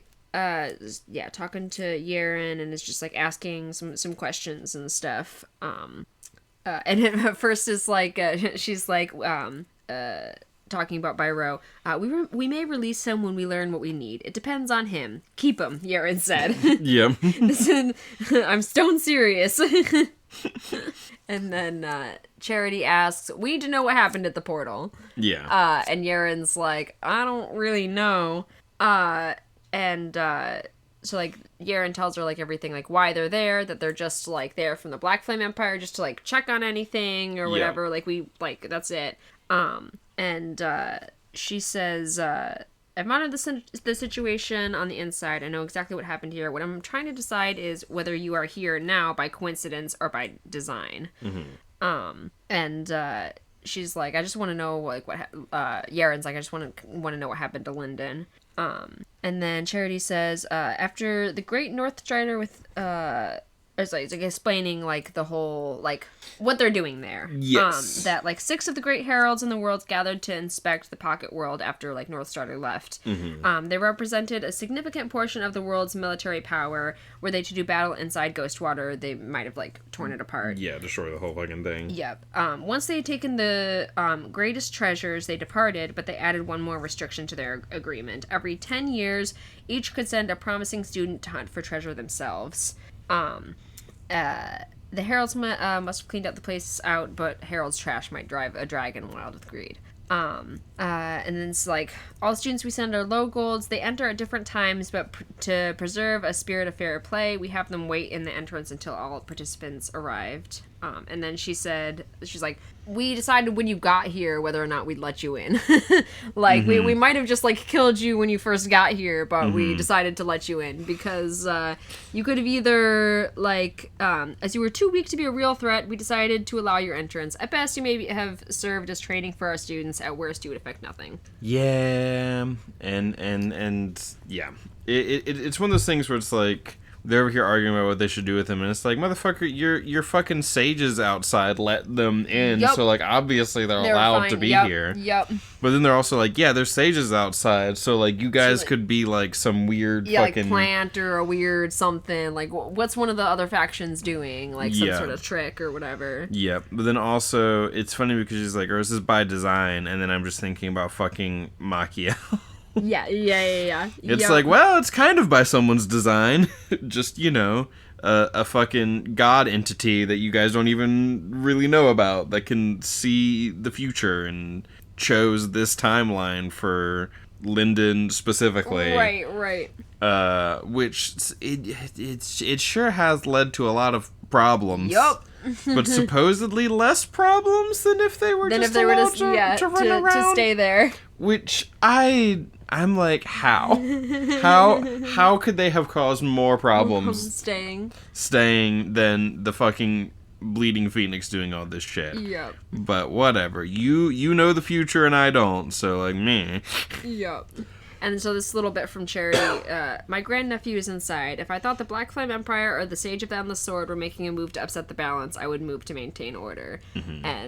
But Charity's like, but the way this happened, like, you'd have to be stupid if this was, like, an actual plan. Right. Like, there's too much coincidence. We came here a year early. This is only 9 years instead of 10. Yeah, because the Bleeding Phoenix fucked everything up. Like, there's no reason we should even be here. Right. Which, again, is very Machiavelli. Yep. Like, all of this stuff is because the Bleeding Phoenix rose early, you know, because it just caught that little whiff in, like, the 1% chance. Yep, that Machiavelli was, like, determined what happened, you know. All this. Yep. So this is by design, but none of their designs. Yep. And so then Charity says, like, oh, like, I saw what happened inside. He's destroyed the portal on purpose. Why did he do that? And Yaren's like, probably to stop me from going in. Like, that's most likely what happened. But she does kind of talk around it a little bit because she's a little embarrassed to say that that's why Lyndon did it. It's like, he could have possibly done it to keep me from getting in. Yep.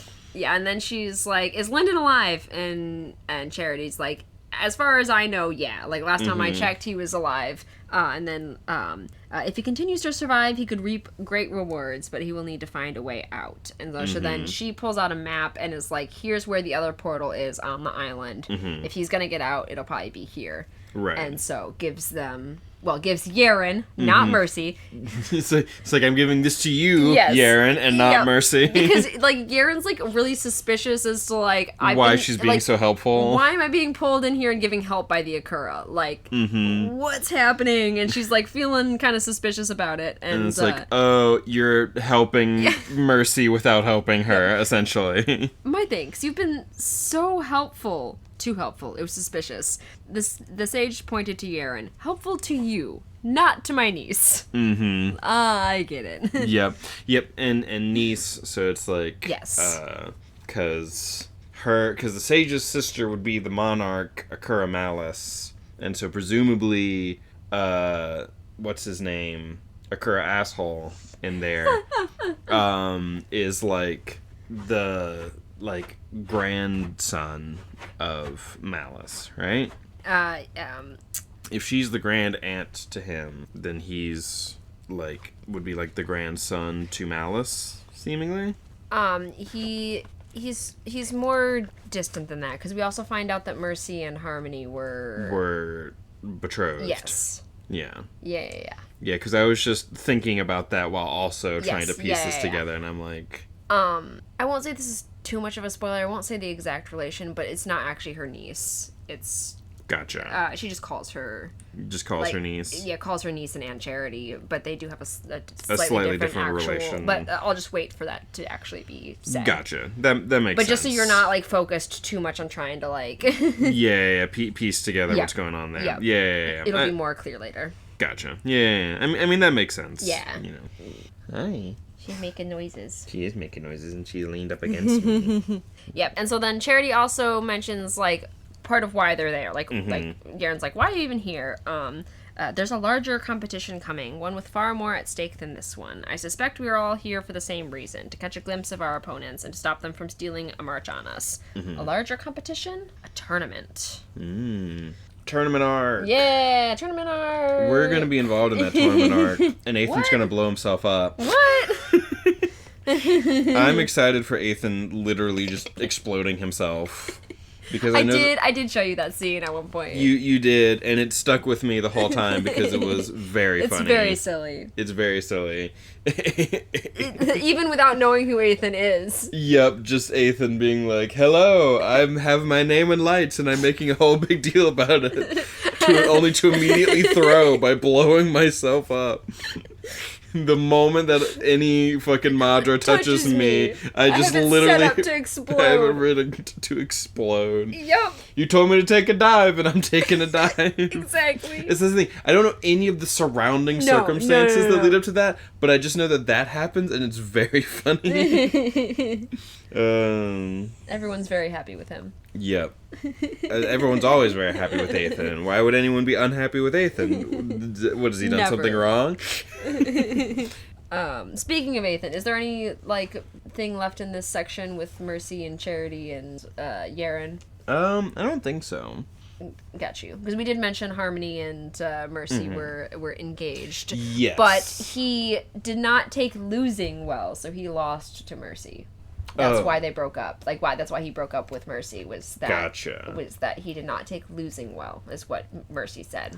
And Yaren's like, okay. Yeah, because that's more weird, because, like, I feel like she's, like, veiling herself or something. Yeah. Like... There's, like, something weird. There's, like, something weird there. Something's going on with her, because, like, he's a higher advancement than she is. Yeah. And it's, like... I don't know. Time has maybe passed since then, so he could have. She said she said to Yaren or whatever. Well, I had a hard time holding back when I was younger or whatever. Is what she said. Gotcha. Yeah. So it's like maybe I feel like she's secretly stronger somehow. She's like veiling herself. She's like something's up. Yeah. Or maybe she's just like like how Harmony was able to just fucking one-shot Renfei, despite them being the same level of advancement. She's able to just fucking beat the shit out of him despite being low advancement because of reasons. But I don't know. Yeah, and there's this other little thing from Mercy before we move on. Yaren, I thought you might... Well, I was going to give you another hour, and then I was coming in. Yeah. Yaren's like, what were you gonna do? What were you gonna do? You're so weak. But it's like, yeah, but this is also like my family, so I can, just kind of do things. Yeah, and she's like, But also she's secretly super strong, somehow. I don't know what's going on. Yeah, it's like, is it like, oh, your cousin? No, we're from entirely different branches. Right. Harmony and her. Mm-hmm. Yeah. Yeah. Yeah, and also she, Mercy says, well, he wouldn't have to worry about that now. You're still a low gold. Depends on the competition. Yeah. Is what Mercy says. Mm-hmm. Which is interesting. Like, maybe they didn't, like, fight. They did some other sort of kind of competition that her skill set was better at, suited for or something. I don't know. Yeah. But also, it's fucking, everything is sacred arts, and everything is just fucking fighting to the death with these people. Yep. I mean, not to the death, obviously, because he would have died, but you know what I mean. Right. Everything's just a fucking big fight. Big old fuck you fight. Yep. Yeah. Anyway, so then we, they go to go to the portal is what their goal is, or whatever, is to go to the other portal on the island. And then we go to Ethan's point of view. Ethan. And we're not going to spend a long time here. It's just, like, some cool fight stuff. They're fighting with the Underlords, like, the leftover Underlords from Red Moon Hall. There's basically... They're just... the kind of setup is they're kind of trapped in enemy territory. The Phoenix rose, like, fully off schedule. Red Moon Hall was like, oh, we gotta go do stuff. And then the Phoenix just disappeared. And then they were in the middle of enemy territory with no Phoenix. Yeah. And they were like, fuck. So then now they've just been getting picked off by Black Flame Empire. Right. And the idea was that, because it's like, there's that one guy who's like the number one Underlord. Yeah. And he's a Cloud Hammer guy, right? Yeah. And he's out here actually doing some Cloud Hammer stuff. Yep. He's doing, like, crazy storm things. Yep. Which is, like... walking on these big clouds and stuff. Yeah, he's, like, running, and he's able to, like, fly by, like, making clouds under his feet, and he's, like, hitting them with storm clouds and shit. Yep. You know, it's great. The Cloud Hammer School, they're actually doing things. Yeah. And it's him, Naru's sister. Yeah, Narusea. And Ethan. Yeah. And it's the idea is 3 Underlords versus 1, because every one Red Moon Hall Underlord is basically 2 because of the Blood Shadow. And so then they're fighting this... Yeah, they've been, like, picking them off. And the fucking number 1 guy is fighting this, like, Underlord, and Narusea and Ethan are just kind of, like, chatting while this fight goes on, I think. Yeah. And then Longhook shows up, and they're like, "Ah, fuck! Now it's kind of 4 against 3." Yep. And Ethan's like, "Yay!" Right. He was waiting for this. Mm-hmm. He was waiting for this, and Longhook is like, he like Longhook is the one who kind of explains some of this whole we've been kind of like stranded without the bleeding Phoenix. Yeah, he's just like, just let us through or whatever. And they're like, no, you've just been like killing your way through here. And Nathan's like, what if I shot you with a cannon instead? Exactly. Twice.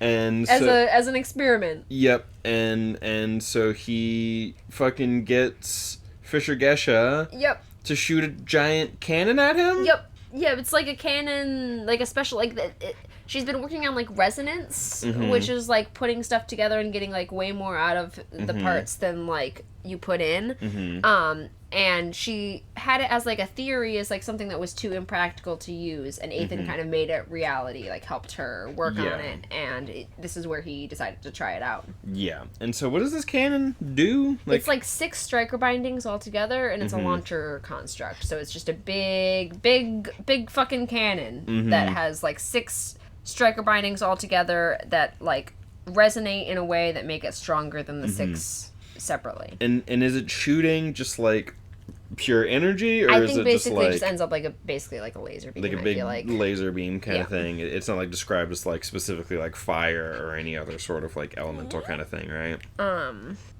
Yeah, beam of deadly Madra, thick as a barrel and bright as the sun, blasted through the cabin of the ship and washed over Longhook.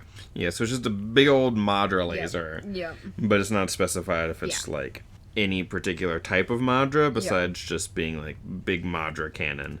Ethan, I call it the ambush. Yes. And so like shoots him with the giant fuck you laser, and Fisher Gesha comes out like, hello, I'm here, I did this. Yep. And I didn't miss. I told you I wouldn't miss. Yep. And then it's like, shoot him again. Yep. It's like, a lovely strike. How would this script hold up? It's like strained and like this or whatever. And he's like, okay, we'll try it again. Yep. And so then they fucking blast him again. Yep. And that's the end of the chapter. Yeah. Yep. So we've got a big old fucking Madra cannon that we can use at some point. Yep. I'm sure that this Chekhov's gun will go off again at some point. Yeah. It seems like it needs a little bit of work, but it's Yep. We now have Chekhov's giant laser gun. So we'll see when that gets to be even more useful later, perhaps. Yeah. But yeah, so that's chapter 6. Yeah. Is there anything else? No, I don't think so. Yeah. There's... I do remember there was, like, a little line, because, like, there's a funny thing where the Cloud Hammer guy, who's the number 1 Underlord, he's having, like, a hero moment. Yeah, he's, like, talking to them and, like, ah! Yep, yeah. He's, like, giving some sort of speech about honor and justice and whatnot, and Ethan's just like, yes. Yeah, he's like, shoot him with a cannon. Shoot him with a cannon. And also there's some line about, like, he wasn't the number 1 Underlord in the Empire because of his beard. Yes, or whatever. Yep. So, just, like, fun, like, as always, the writing is... Oh, yeah, it's very fun. It's very fun, and it's, like, it's, like, got a little bit of that, like, snarky irony, but in a way that doesn't feel annoying. Yep. You know?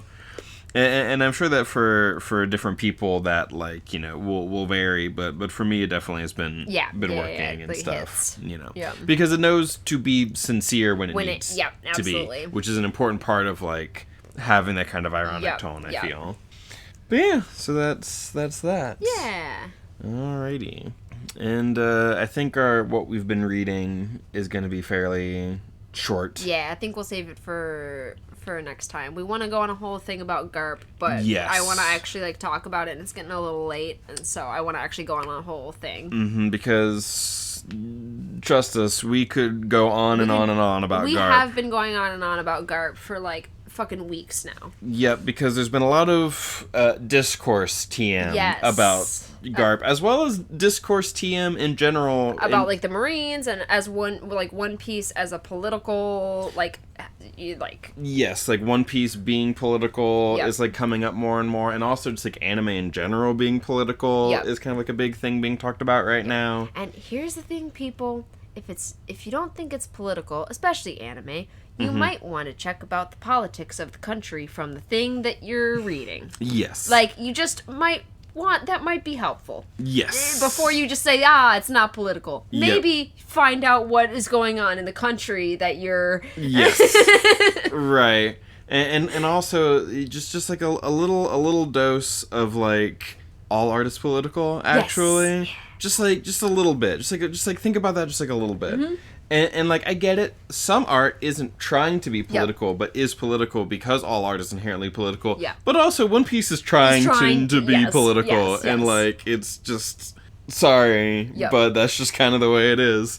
And so so we'll probably talk a lot about GARP in like, our next one. Yeah. Which, I mean... Talking about GARP and politics and all that, I feel like that'll fit with Game of Thrones. Yep. Yeah. But, as you can imagine, we're reading One Piece still. Yes. And there's as always. As always. And so that's kind of been our big thing. Yeah. And specifically, lots to talk about with GARP because of what's been going on lately. I also read two Dresden File books, finally. Yeah! Because I took almost a 2-year break, because I'm going to give spoilers for the Dresden Files for just a second. Yeah. So, like, if you have not read past Changes, if you've not read past, Ghost Story, Cold Days, I just finished... Skin Game. I just finished Skin Game. So what a name. That's what I've read. You've been warned. Mm-hmm.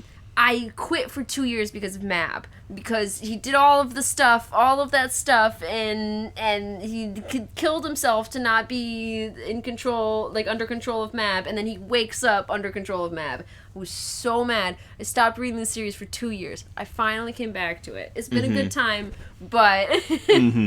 But there's been a lot of fuck you. Yeah. And I've been getting like weird texts because no context a friend of ours and stuff as well. And it's just like, Mab! With a bunch of angry faces. Also, pregnant? What? Yep. It's been a wild time. Yeah, and our friend was like, yeah, we got impreg. And every time...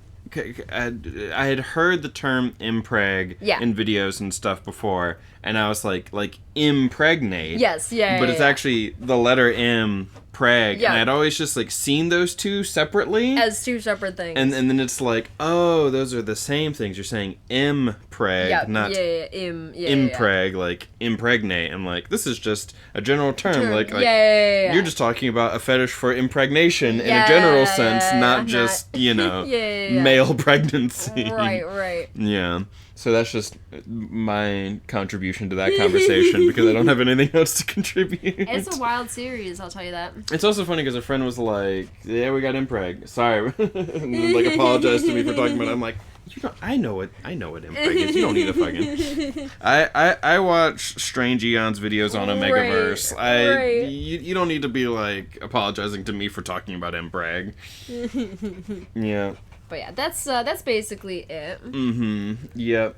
And so that's been Let's Talk About Book. Yeah. And now you can go forth and think about book on your own time. Be sure to like, comment, subscribe, and all that. And have a lovely whatever time it is. Have a lovely, lovely day. We're getting attacked by dogs. We're being swarmed by dogs right here at the end. I think they know. I think they know that this is the end. Okay. Okay. All right. Goodbye. Goodbye.